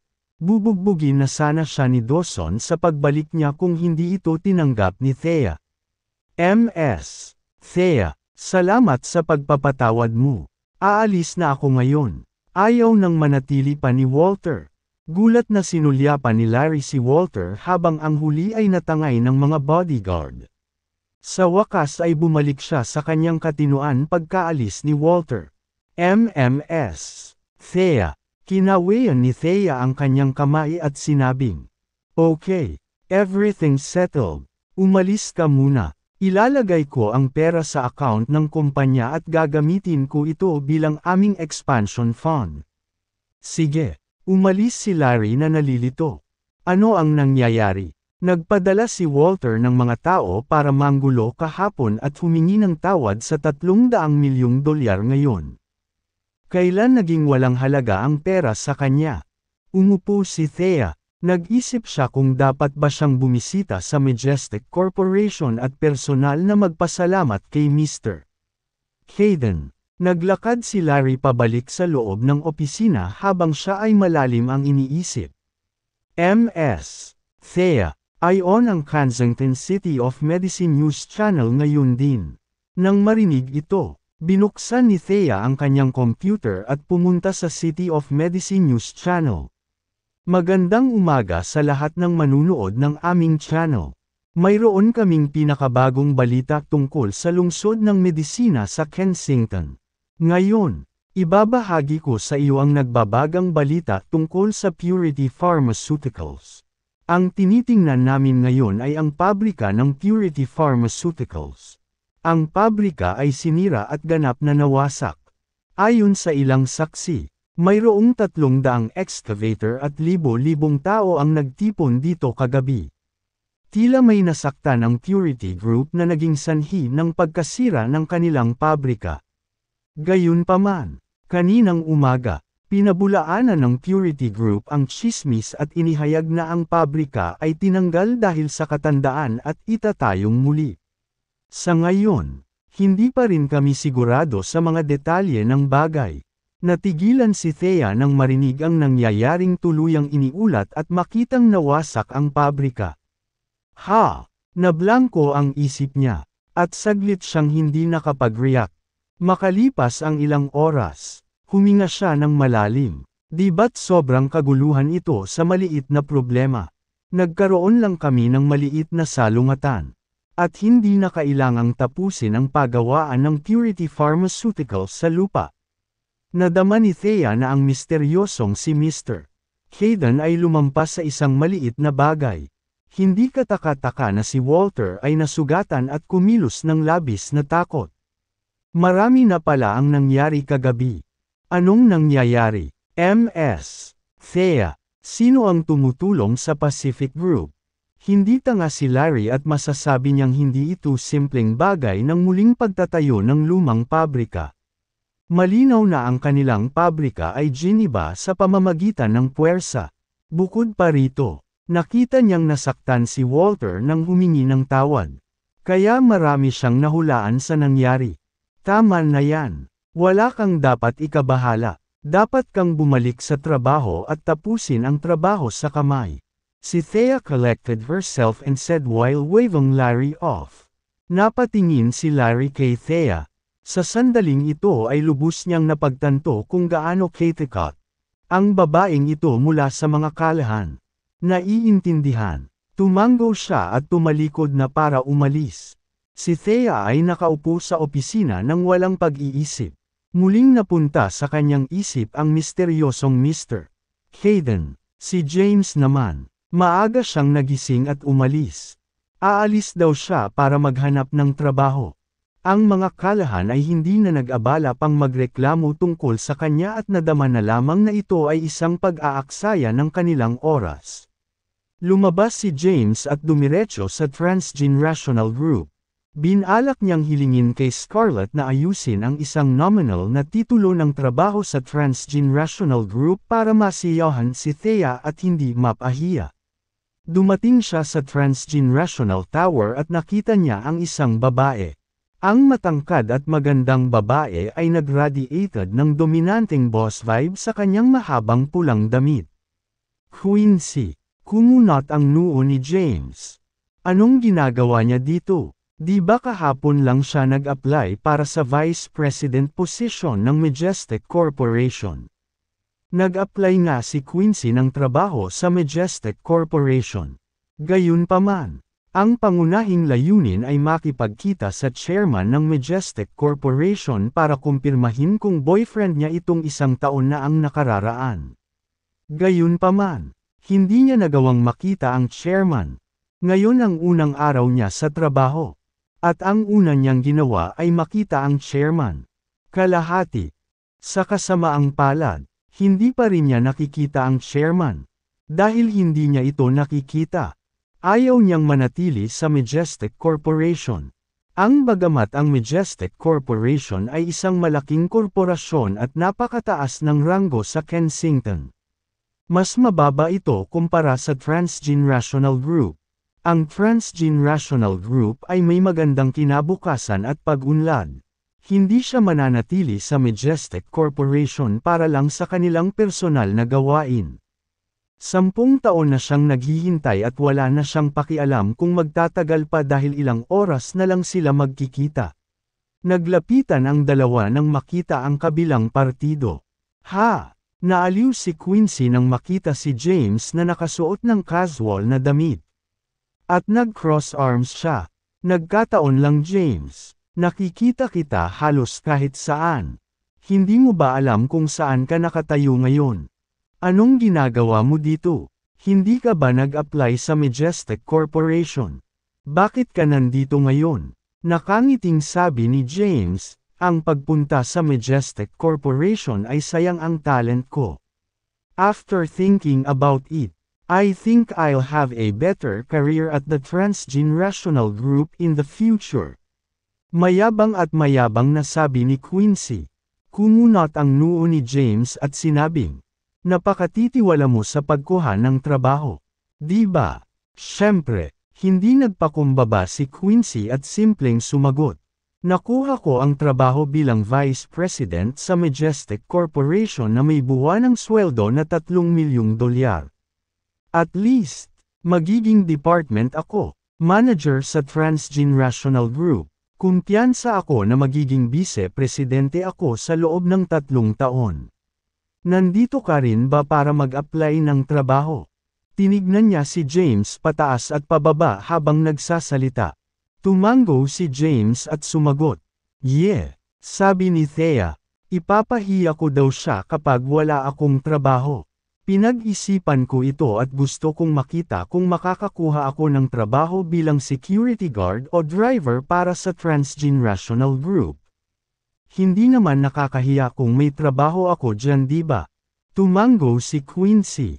Totoo. Marahil ay hindi ka halos kwalipikado para sa trabaho bilang isang security guard sa iyong mga kwalifikasyon sa militar. Gayunpaman, ang trabaho ng isang security guard ay makikita mo lamang ng $10,000. Hindi ka na makakagawa ng anumang bagay na malaki sa buhay. Ngumiti si James at sinenyasan si Quincy na pumasok. Ikaw muna. Kinuha ni Quincy ang kanyang malaking sunglasses at isinuot iyon. Pagkatapos, tumalikod siya at naglakad papunta sa Transgenerational Tower. Sumunod sa kanya si James. Diretso siyang sumakay sa elevator at tinungo ang pinakataas na palapag. Ang pinakamataas na palapag ay ang opisina ng chairman. Ito ay isang marangya at marangyang opisina na higit sa 1,000 metro kwadrado. Umupo si James sa komportableng upuan at sinulyapan si Scarlett na nakatayo sa harapan niya. May dumating ba na nagngangalang Quincy para mag-apply ng trabaho ngayon? Walang pakialam na tanong niya. Oo, maganda ang kanyang mga kwalifikasyon. At naging vice-presidente siya ng isang malaking korporasyon sa ibang bansa. Nagkakaroon sila ng panayam sa kanya ngayon at may mga tanong. Ani Scarlett, ilagay ang leave na panayam para sa akin ngayon. Sige, agad namang naghanda si Scarlett. Hindi nagtagal, lumiwanag ang isang gilid ng dingding ng opisina, na nagpapakita ng live na footage ng interview ni Quincy sa aplikasyon para sa trabaho. Ang mga tagapanayam ay mga talento na na-scout ni Scarlett mula sa ibang bansa. Sila ay mga propesyonal, at ang mga itinanong ay lubhang nakakalito. Gayunpaman, maraming karanasan si Quincy at mahinahong sinagot ang mga tanong. Sinuri niya ang mga ito ng kritikal at nagkaroon ng kakaibang pag-unawa sa bawat problema. Ang mga tagapanayam ay nagsusuot ng nasisiyahang ekspresyon sa kanilang mga mukha. Pinanood ni James ang buong proseso ng pakikipanayam. Bagamat hindi niya naiintindihan ang negosyo, masasabi niyang hindi masama si Quincy. Ang kanyang mga sagot ay napakaayos at nakaayos. Scarlett, May kandidato ba para sa bise-presidente ng kumpanya? Mabilis kaming nag-recruit ng mga tao at halos napuno na ang karamihan sa mga departamento. Gayunpaman, palaging bakante ang posisyon ng bise-presidente. Bagaman maraming mga aplikante ang may mga taon ng karanasan, ang posisyon ay napakahalaga. Sinasala ng HR ang mga kandidato pero wala pang nahanap na angkop. Sagot ni Scarlett. Si Scarlett ay isang grave robber at hindi isang taong bihasa sa negosyo. Sa kabutihang palad, mayroon siyang pera na magagamit. Pinaikot ng pera ang mundo. Sa panahong ito, nag-scout siya at nag-recruit ng hindi mabilang na mga elite sa negosyo mula sa malalaking dayuhang kumpanya na nagpatatag sa korporasyon. Ano ang tingin mo sa kanya? Tinuro ni James si Quincy sa screen at nagtanong. Hindi maintindihan ni Scarlett ang ibig sabihin ni James. Talagang charismatic si Quincy sa hitsura, sa mga tuntunin ng mga kasanayan. Mahirap matukoy sa pamamagitan lamang ng ilang mga katanungan. She's not bad. Pansamantalang sagot ni Scarlett. Tinapik ni James ang mesa gamit ang kanyang mga daliri. Nag-isip sandali, at sinabing, hayaan siyang subukan ang posisyon ng Vice President sa loob ng ilang buwan at tingnan kung ito ay gagana. Panatilihin siya kung ito ay gagana at kumuha ng iba kung hindi. Bagamat hindi alam ni James ang negosyo, mayroon siyang magandang paghuhusga sa mga tao bilang Black Dragon. Kahit na mababa ang tingin ni Quincy sa kanya, she was very confident. Dagdag pa, siya ay napaka-madamdamin at agresibo sa trabaho. Room ng panayam. Isang nasa katanghaliang gulang na lalaki ang nakatanggap ng tawag. Oo, sige. Ibinaba niya ang telepono at sinulyapan si Quincy na nakaupo sa tapat niya. Nakangiti siyang tumayo at sinabing, "Congratulations, Ms. Zyla. Ang chairman ay lubos na nasiyahan sa iyo. Bibigyan ka namin ng 3 buwang panahon ng pagsubok para sa tungkulin ng bise-presidente. Sana maganda ang performance mo at huwag mong bigin ang expectation sa iyo ng chairman." Ha! Nagulat si Quincy. Tinukoy niya na nag-a-apply lang siya bilang department manager sa kanyang resume.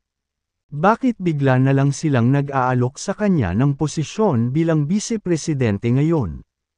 Ang bise-presidente ng Transgenerational Group ay hindi maihahambing sa Majestic Corporation. Ang kabuoang ari-arian ng Majestic Corporation ay mga 10-10 bilyon.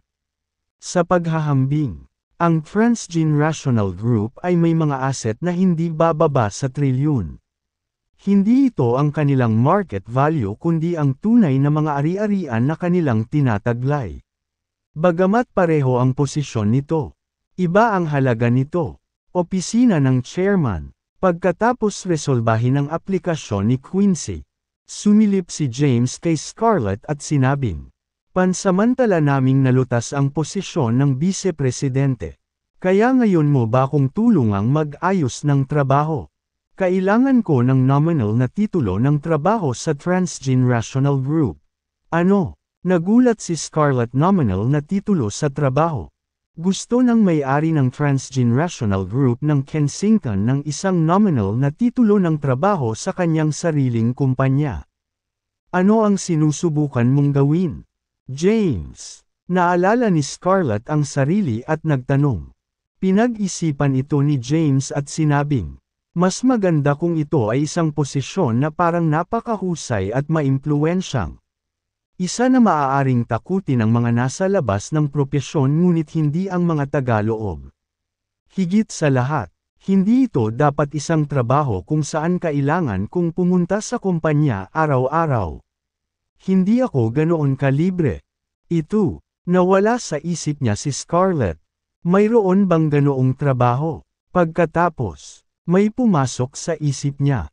At sinabi niya, "Alam ko, James. Paano ang isang account executive? Ano ang pananagutan nito?" Tanong ni James. Ito ang uri kung saan kailangan mong makipag-ayos sa labas kasama ang mga kliyente. Hindi mo kailangang pumunta araw-araw para mag-ulat sa kumpanya. Isa rin itong executive position, na medyo mataas ang posisyon kung sasabihin mo sa iba. Gayunpaman, alam ng mga nasa field na isa kang ordinaryong salesperson. Ang bawat salesperson ng kumpanya ay mag-aangkin na isang account executive kapag nakikipagnegosasyon sa negosyo sa labas upang maging mas mataas ang posisyon. Kung gayon ay isang account executive ito. Tumawa si James. Ito ay hindi masyadong sira. Ang isang account executive sa Transgenerational Group ay isang kahanga-hangang posisyon. Ang posisyon ay sapat na upang takutin ang maraming tao. James, dadaan ako kaagad sa mga pamamaraan sa onboarding at ipapasa ko sa iyo ang isang name tag. Anong ibig mong sabihin? Medyo natarante si James. Paliwanag ni Scarlett. Ganito si James. Ang Transgenerational Group ay gagawing isang world-class na organisasyon. Kaya, ang tag ng pagkakakilanlan ay isang representasyon ng pagiging nagtatrabaho sa ilalim ng Transgenerational Group. Ito ay katulad ng card ng pagkakakilanlan ng isang tao. Ito ay natatangi at naka-encrypt ng pinakabagong electronic encryption system. Ito ay isang bagay na hindi maaaring kopyahin o peke. Sige na. Napagtanto ni James na maraming nagawa si Scarlett sa panahong ito. Napaka-high-end ng identity tag. Umalis si Scarlett, di nagtagal. Natapos ang mga pamamaraan sa onboarding ni James. At nakuha niya ang kanyang tag ng pagkakakilanlan. Ang identity tag ay kapareho ng laki ng isang identity card. At ang format ay medyo katulad ng isang business card na may pangalan at posisyon ng empleyado na ibinigay ni Scarlett at sinabing, James, ito ang iyong identity tag. Kinuha ito ni James at pinagmasdan. Mabigat ang harap ng pagkakakilanlan ay may mga salitang Transgenerational Group at may espesyal na logo dito. Ang logo ay napakasimple.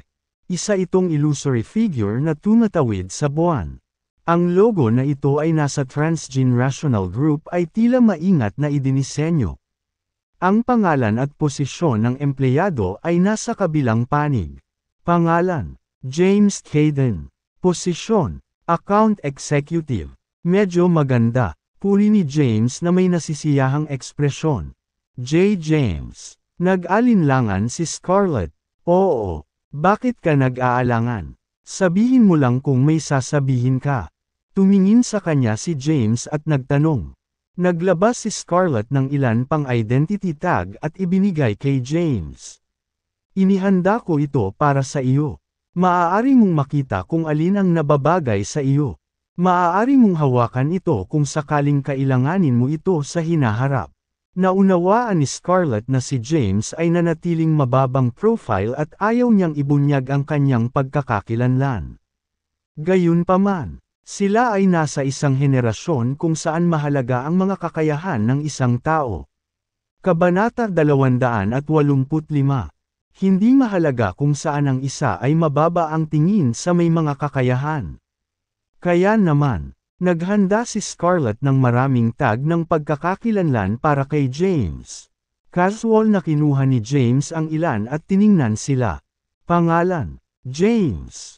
Posisyon, Chairman ng Transgenerational Group. Pangalan, James. Posisyon, Pinuno ng Kagawaran ng Seguridad. Pangalan, James. Posisyon, General Manager ng Transgenerational Group. Nakakatawa si James pagkatapos makita ang lahat ng mga tag ng pagkakakilanlan. Anong silbi ng lahat ng ito? Scarlett, inaasahan mo bang gagamitin ko ang lahat ng ito para magpakitabang? James, ako, ayos lang.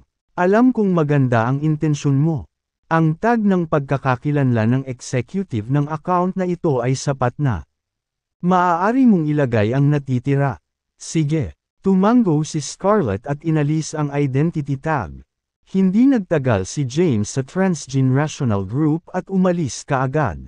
Sa labas ng Transgenerational Tower, Nakatayo siya sa labas at hindi maiwasang mamangha sa hindi mabilang na mga tao na nakasuot ng maayos na pagpasok at paglabas ng mga gusali. Hindi niya akalain na balang araw ay tatahakin niya ang kalsada ng negosyo. Hinawakan niya ang kanyang ilong at bumulong. Life sure is unpredictable. Ano ba kasing sentimental mo? Isang boses ang tumunog. Nagtaas ng ulo si James. Bumungad sa kanya si Quincy habang hindi niya ito pinapansin. Anong nangyari? Wala kang mahanap na trabaho at bumangga ka sa pader.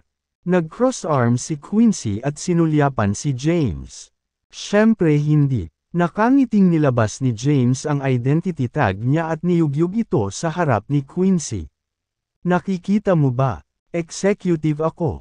Pagmamalaki ni James. Kitang-kita ito ni Quincy. Account executive. Alam niya na karamihan sa mga salesperson sa malalaking organisasyon ay nakasulat sa kanilang mga posisyon bilang mga executive ng account sa mga business card. Kaya, ito ay pareho para sa Transgenerational Group.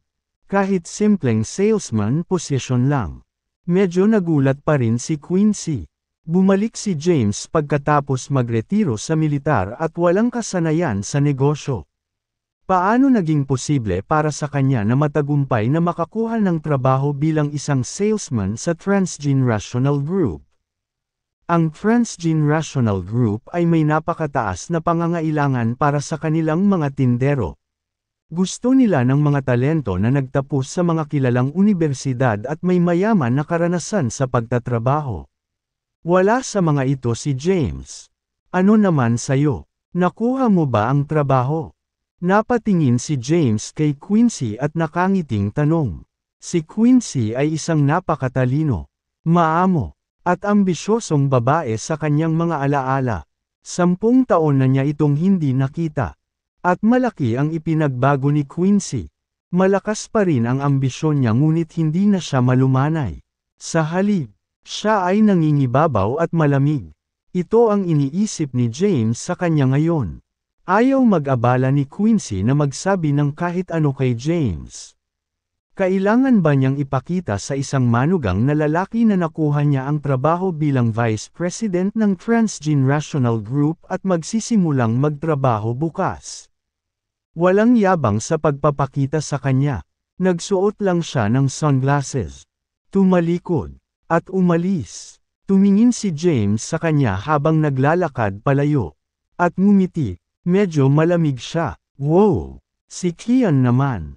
Kian ko. Sa sandaling ito, isang biglaang kaguluhan ang nangyari sa labas ng Transgenerational Group. Maraming batang babae ang sumugod sa isang kotse. Bumukas ang pinto, at lumabas sa kotse ang isang gwapong lalaki na nakasuot ng puting suit na may pilak na buhok. Naghiyawan ang mga babae na bumaba siya sa sasakyan. At maraming tao sa di kalayuan ang naglabas ng kanilang mga telepono para kumuha ng litrato. Sino ito? Tiyak na pinukaw niya ang isang eksena.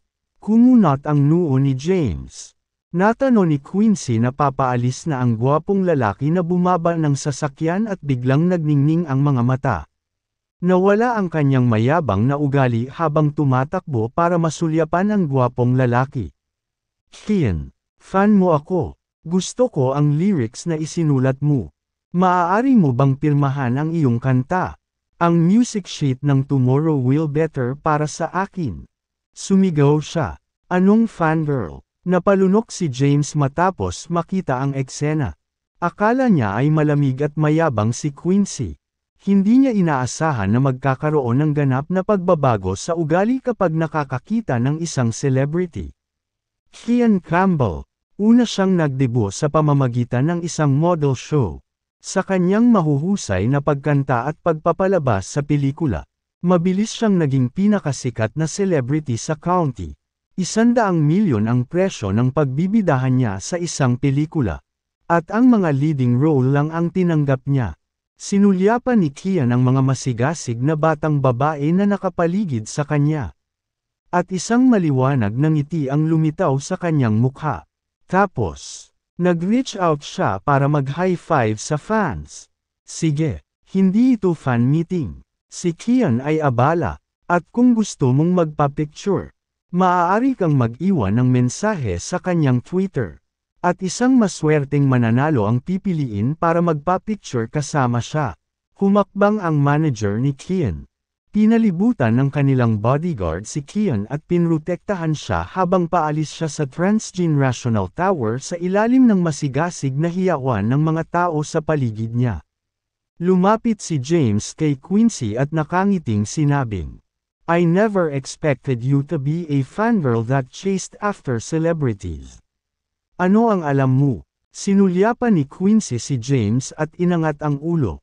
"Hindi ako naghahabol sa isang celebrity. Gusto ko lang yung mga kanta niya." Ipinahayag nila ang mga salita sa aking puso sa pamamagitan ng kanyang kanta. "Ikaw ang Vice President ng Transgenerational Group.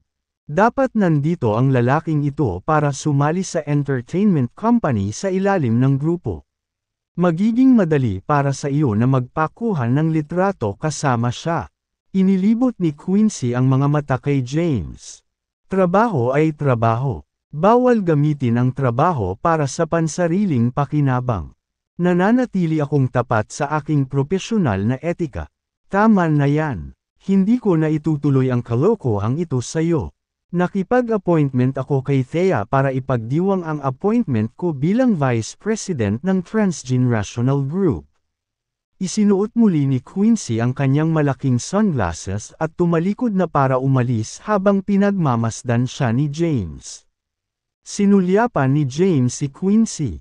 Naaalis na may kontentong tingin sa kanyang mukha. Kahit na siya ay mapagmataas, siya ay isang magandang tao pa rin. Hindi bababa sa kanyang pagtanggi na gamitin ang trabaho para sa pansariling pakinabang dahil ito ay isang bawal na ginawa ni James ng lubos na paghanga sa kanya. "Siguro dapat din akong magpa-autograph sa album." Lumingon si James at sinulyapan ang Transgenerational Tower. Hindi pa niya narinig ang tungkol sa celebrity na tinatawag na Kian Campbell. Gayunpaman, nakita niya na ang wallpaper ng telepono ni Thea ay itong maputi at fernaynay na lalaking si Clan.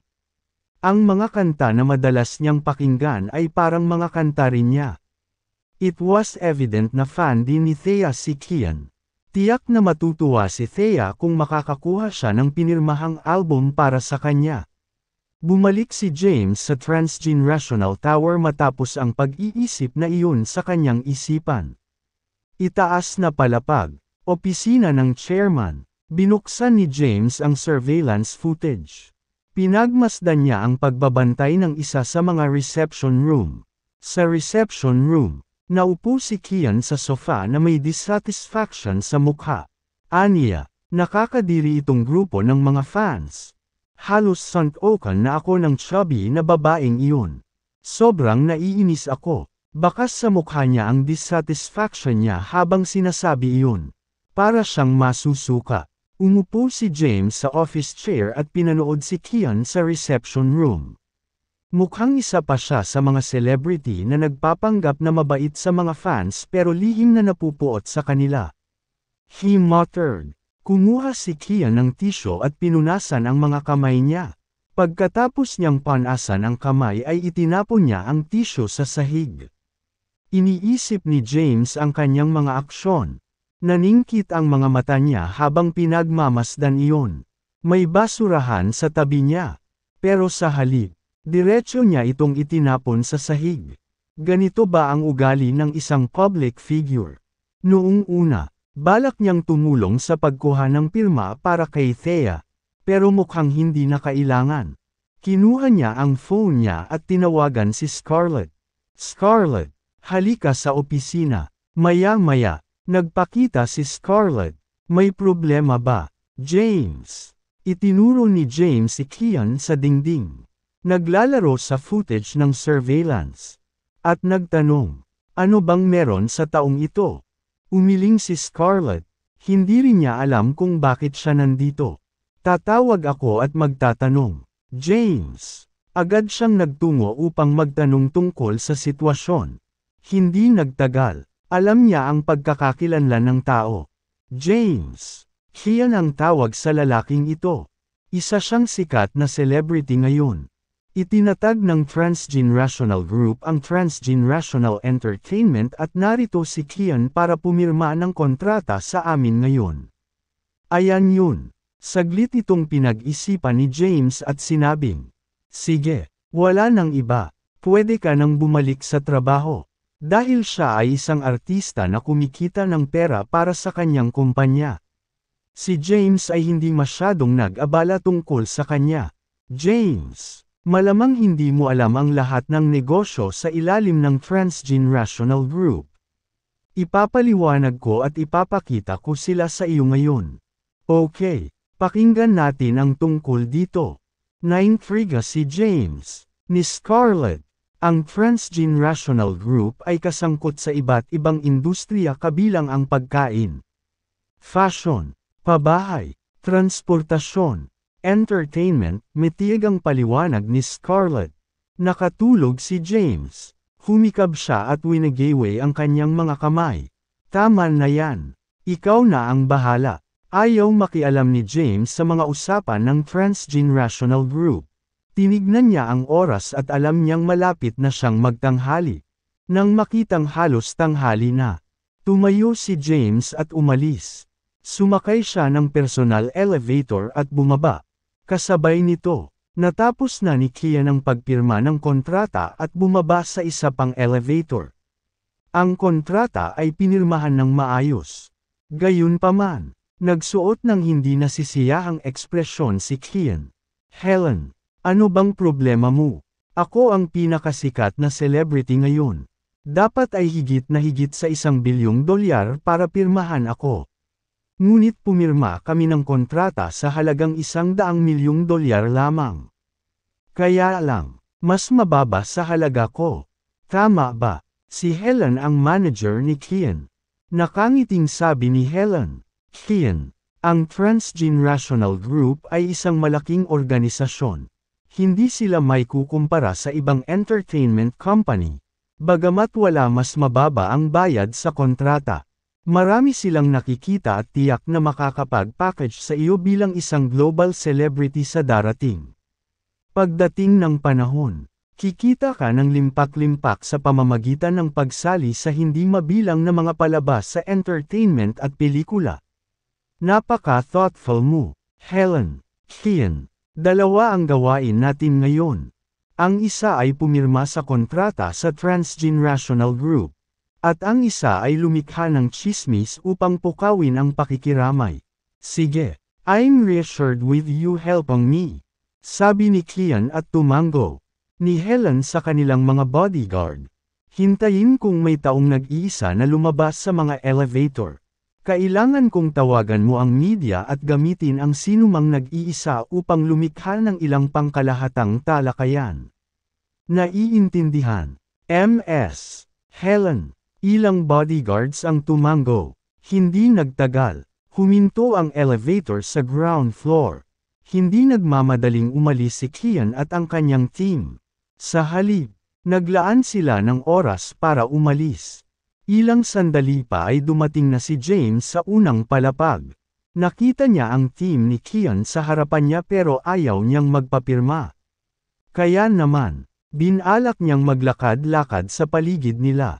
Nang ilang metro na ang layo ni James sa kanila ay agad na kumilos ang mga bodyguard ni Kian. Pinalibutan ng dalawa si Kian. At inatake ng dalawa pa si James. Hindi inaasahan ni James na bigla siyang atakihin ng dalawang bodyguard nang makalapit siya. Mayroon siyang daan-daang labanan sa Southern Plains. Imposibleng makalapit sa kanya ang dalawang bodyguard. Naikuyong niya ang kanyang mga kamao at lumaban. Agad na pinalo ang dalawang bodyguard. Anong ginagawa mo? Nakatitig kay James ang dalawa pang bodyguard. Nataranta rin si James. Anong ginawa ko? Wala akong ginawa. I was minding my own business at bigla akong inatake. Seguridad. Seguridad. May atake. Maaaring umatake. Biglang sigaw ni Helen. Ang kanyang malalakas na sigaw ay umaakit sa mga security guard ng Transgenerational Tower. Agad namang sumugod sa kanila ang mahigit 30 na security guard na may dalang electric baton. Nakita ng mga security guard na isa itong sikat na celebrity. At ang dalawa niyang guard ay nasa lupa. Sumisigaw sa sakit. Kaya, napalibutan nila si James sa isang iglap at naging maingat sa kanya. Huwag kang gagalaw. Babala ng security sa kanya. Si James ay hindi kumilos ng walang ingat dahil siya ay nasa kanyang sariling kumpanya.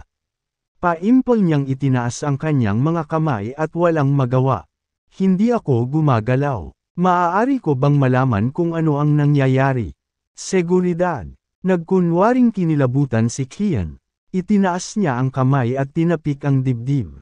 Malapit na iyon. Sabi ni Kian na parang natatakot pa rin sa sitwasyon.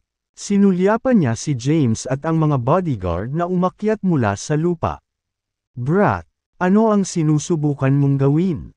Bakit mo ako sinubukang tambangan? Alam mo ba kung sino ako? Alam mo ba kung ano ang krimen para sa pagtatangka sa akin?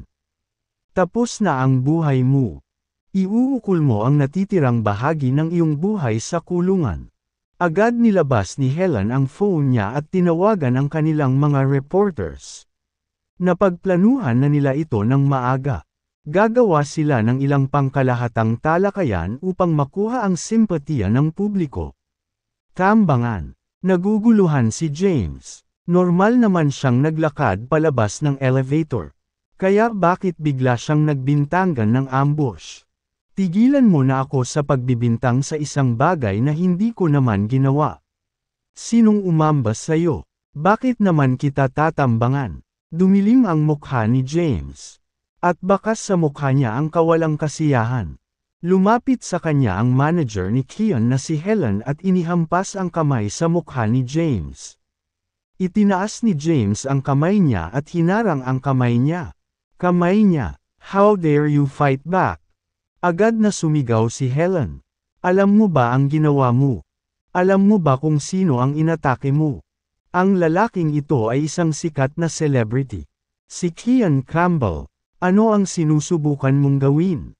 Gusto mo bang gugulin ang natitirang bahagi ng iyong buhay sa bilangguan? Maraming reporter ang naghihintay sa labas ng Transgenerational Tower. Kasama rin sa kanila ang ilang reporter na inayos ni Helen. Maraming mga reporter ang darating sa loob lamang ng ilang minuto na may isang tawag sa telepono mula sa kanya. Ang kaguluhan sa elevator ay nakakuha ng atensyon ng mga nanunood. Maraming tao ang nanood mula sa malayo at pinag-usapan ang eksena. Anong nangyari? Mukhang tinambangan ng lalaking nakasuot ng ordinaryong damit si Kian. May death wish ba siya? How dare ambush a public figure? Tapos na ang buhay ng lalaking iyon. Maraming tao ang nadamay kay James. Bakit niya tatambangan ng isang celebrity at sasayangin ang kanyang buhay sa kulungan sa halip na mamuhay ng tapat? Pinalibutan sila ng mga reporter. Kian, sabihin mo sa amin kung ano ang nangyari. Itinuro ni Kian si James, na pinaliligiran ng mga security guard. At sinabi sa mga reporter, naglakad ako palabas ng elevator. At biglang sumulpot ang taong ito. Tapos, inatake niya ang mga bodyguard ko. At muntik na akong matamaan. Nasaktan ka ba, Kian? Ayos ka lang ba? Kian, ayos lang ako. Umiling si Kian at sumagot sa mga tanong nila. Pagkatapos, sinulyapan ni Kian si Helen at sinabing, kalimutan mo na, Helen. Hindi naman ako nasaktan eh. Hayaan mo na lang siya. Nagpakita ng kabutihang loob si Kian sa harap ng media. Gayunpaman, hindi nasisiyahan ang mga mamamahayag sa kanyang desisyon. Paano mo siya pinakawalan? Makakagawa siya ng pagpatay kung pakakawalan mo siya sa pagkakataong ito. Ang gayong tao ay kailangang maparusahan ng mahigpit. Tumawag ka ng pulis. Ang paggamit nito ay dapat ayusin sa pamamagitan ng batas. Pinagmasdan ni James ang eksena sa kanyang harapan na may dissatisfaction sa kanyang mukha. Bagamat hindi siya pamilyar sa entertainment industry, Alam niyang madalas silang gumawa ng hype sa pamamagitan ng media. Agad niyang napagtanto ang pangyayaring ito ay maingat na binalak ni Kian. Ang layunin ay itaas ang hype tungkol sa kanya at sa transgenerational group. Mariing iginiit ng media na isangkot ang mga pulis at maaresto si James. Si Kian ay patuloy na kumilos ng napakabigay at patuloy na nagsasabi na hindi niya itutuloy ang kaso. Agad na sinaway ni Helen si James. Anong nakatayo ka pa dyan? Halika at magpasalamat kay Kian. Kailangan mong gugulin ang natitirang bahagi ng iyong buhay sa bilangguan kung nakakasakit ka ng ibang tao ngayon.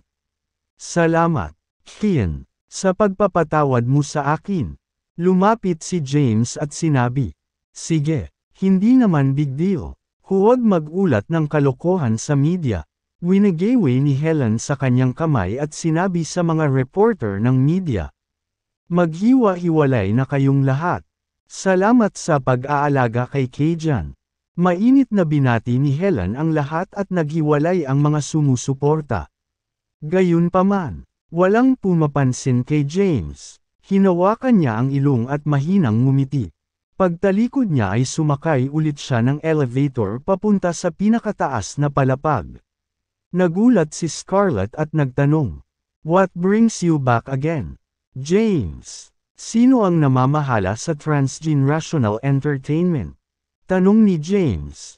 Isa itong lalaking na-recruit sa ibang entertainment company. Marami siyang kilala sa industriya at nagdala siya ng higit sa 2 sikat na celebrity sa aming kumpanya. Paliwanag ni Scarlett. Ano ang kanyang pangalan? Harvey Shaw. Tawagan mo siya para makita ako kaagad. Naiintindihan. Aayusin ko agad. Agad na tumawag si Scarlett sa telepono. Tawagan si Harvey, ang manager ng entertainment department, para pumunta sa opisina ng chairman. Si Harvey ay nagkaroon ng isang tiyak na katayuan sa industriya ng entertainment. Siya ang presidente ng isang entertainment company at na-recruit para sa malaking pera para sumali sa transgenerational group.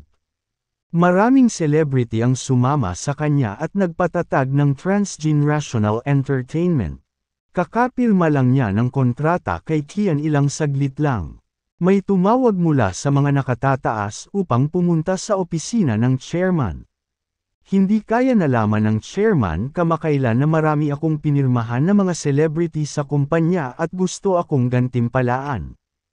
Tuwang-tuwa si Harvey habang iniisip ang posibilidad. Agad siyang dumiretso sa pinakataas na palapag. Matagal na mula noong sumali siya sa transgenerational group. Ngunit hindi pa siya nakakapunta sa pinakamataas na palapag. Ang pinakamataas na palapag ay isang restricted area, at hindi sila maaaring bumisita ng walang pahintulot. Maging siya ay hindi pinayagang pumunta sa opisina ng chairman sa kabila ng pagiging general manager ng transgenerational entertainment. Pumasok siya sa opisina. Nagulat si Harvey na ang opisina ay higit sa 1,000 metro kwadrado. MMS. Brooks. Magalang niyang bati kay Scarlett nang makita siya. Gusto mong makita ng boss? Ha? Bahagyang natigilan si Harvey sa sinabi niya. Boss. Di ba si Scarlett ang chairman ng transgenerational group? May boss pa ba sa likod niya? Inangat niya ang ulo niya at nakita niya si James na nakaupo sa isang office chair. Itong lalaking nakaordinaryong damit ang boss behind the scenes ng transgenerational group.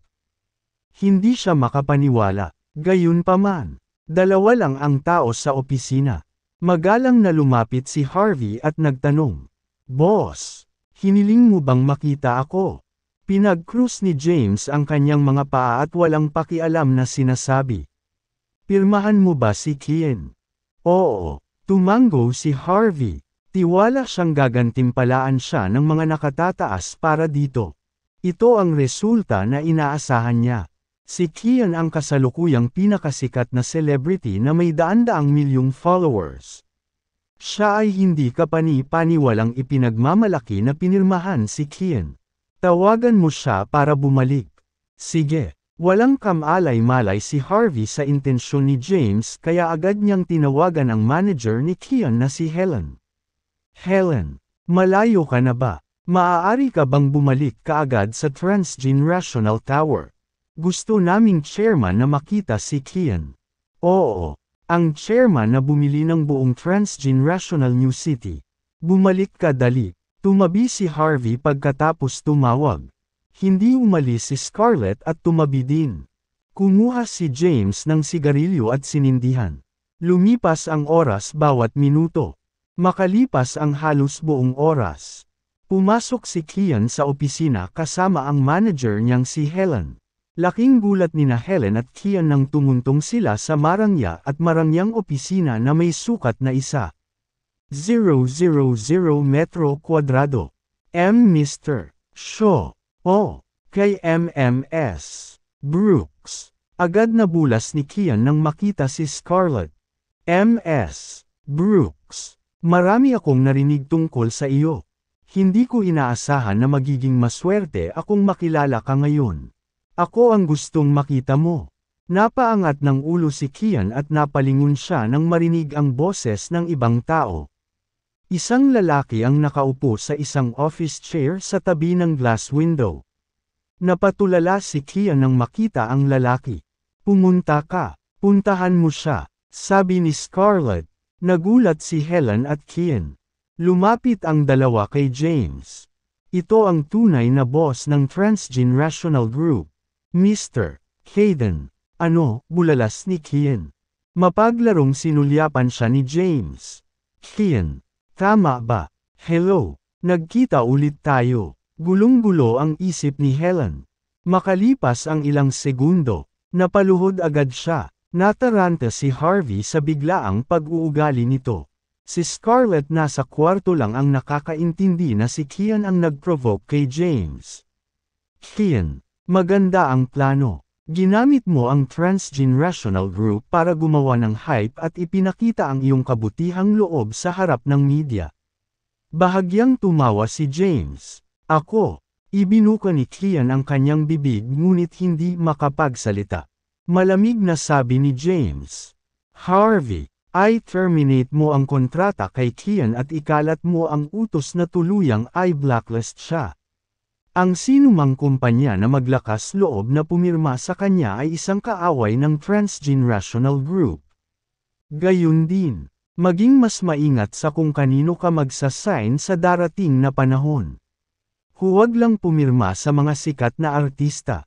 Sa halip, sanayin ang mga bagong celebrity at bigyan sila ng mas maraming pagkakataon. Naiintindihan. Agad namang tumanggo si Harvey at hindi na naglakas loob na magsalita pa. Samantala, bumalik sa katinuan si Kian at umatras habang nanginginig. Bumagsak na sana siya sa sahig kung hindi dahil kay Helen na mabilis na bumangon para alalayan siya. Blacklist. Laking gulat ni Kian. Ano nga ba ang nangyayari? Paano magiging tunay na boss ng Transgenerational Group ang isang tao na may kahanga-hangang hitsura na nakasuot ng ordinaryong damit? Hindi makapaniwala si Kian. MMS. Brooks. Ito ay dapat na isang biro. Tama.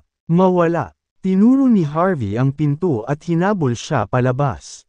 Siya ay isang matinong tao na umakyat ng napakataas. Agad niyang naintindihan na sinaktan ni Kian ang behind-the-scene boss. Na nagresulta sa pagkaka-blacklist niya. Natanggal ka na, Kian. Wala ng entertainment company sa bansa ang maglalakas loob na kunin ka. Hindi ka makakapag-arte sa mga pelikula. At walang pangunahing entertainment program ang mag-iimbita sa iyo. Ngayon, umalis ka kaagad sa lugar na ito. Mr. Shaw. Kakapirma ko lang ng kontrata, sumulyap si Kian kay Harvey at sinabing. Hindi na sila pinansin ni James at tumayo na para umalis. Noong una, gusto niyang bumalik para magpa-autograph para mapasaya si Thea. Matapos itong makita sa surveillance camera, hindi na siya nasisiyahan sa pag-uugali ni Kian na magkalat. Gayunpaman, pumikit siya dito dahil tamad din siyang tao at hindi inaasahan na iba ang gagawin ng iba. Akmang aalis na siya. Ginamit siya ni Kian para i-hype up ang kanyang kasikatan. Sa sandaling ito, lubos na nakilala ni Kian ang kanyang pagkakamali. Dali-dali niyang hinabol si James at sumigaw. Boss! Nagkamali ako. Boss! Bigyan ako ng isa pang pagkakataon. Ipinapangako kung magsisikap ako. Ako ang pinakahinahangad na celebrity ngayon at mahigit 100,000,000 tagahanga. Lumingon si James at sinulyapan si Kian na nagmamakaawa habang hinahabol siya. Hindi mo ba naiintindihan ang sinabi ko? Kailangan mo ba akong kumuha ng security para itaboy ka? Malamig niyang sabi. Nagdilim ang mukha ni Kian matapos marinig ang sagot niya. At sinabi niya, I've got hundreds of millions of fans throughout the country. Alam mo ba kung ano ang kahihinatnan kung kanselahin mo ang kontrata ko at i-blacklist mo ako?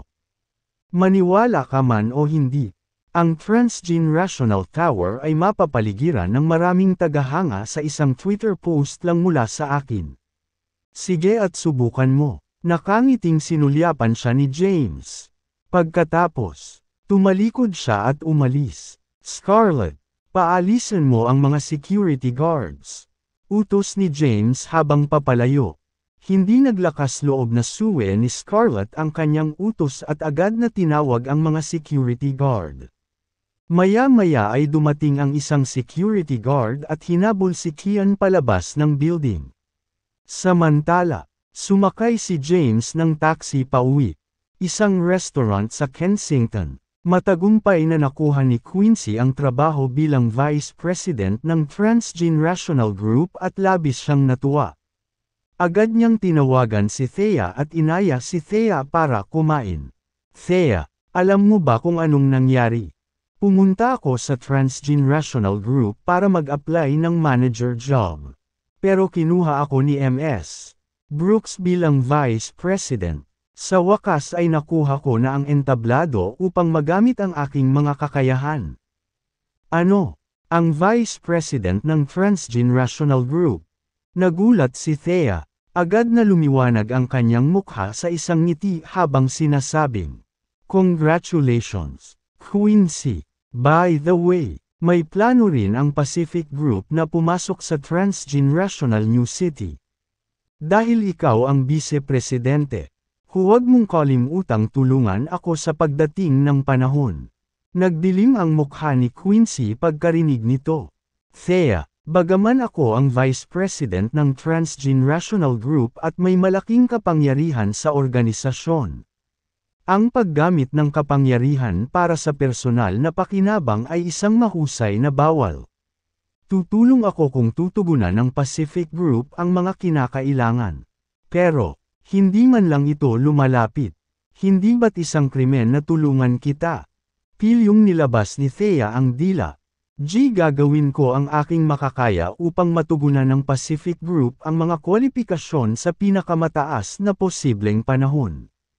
Gayunpaman, mas mabuting bigyan mo ako ng ilang mga tip kapag dumating ang oras na iyon.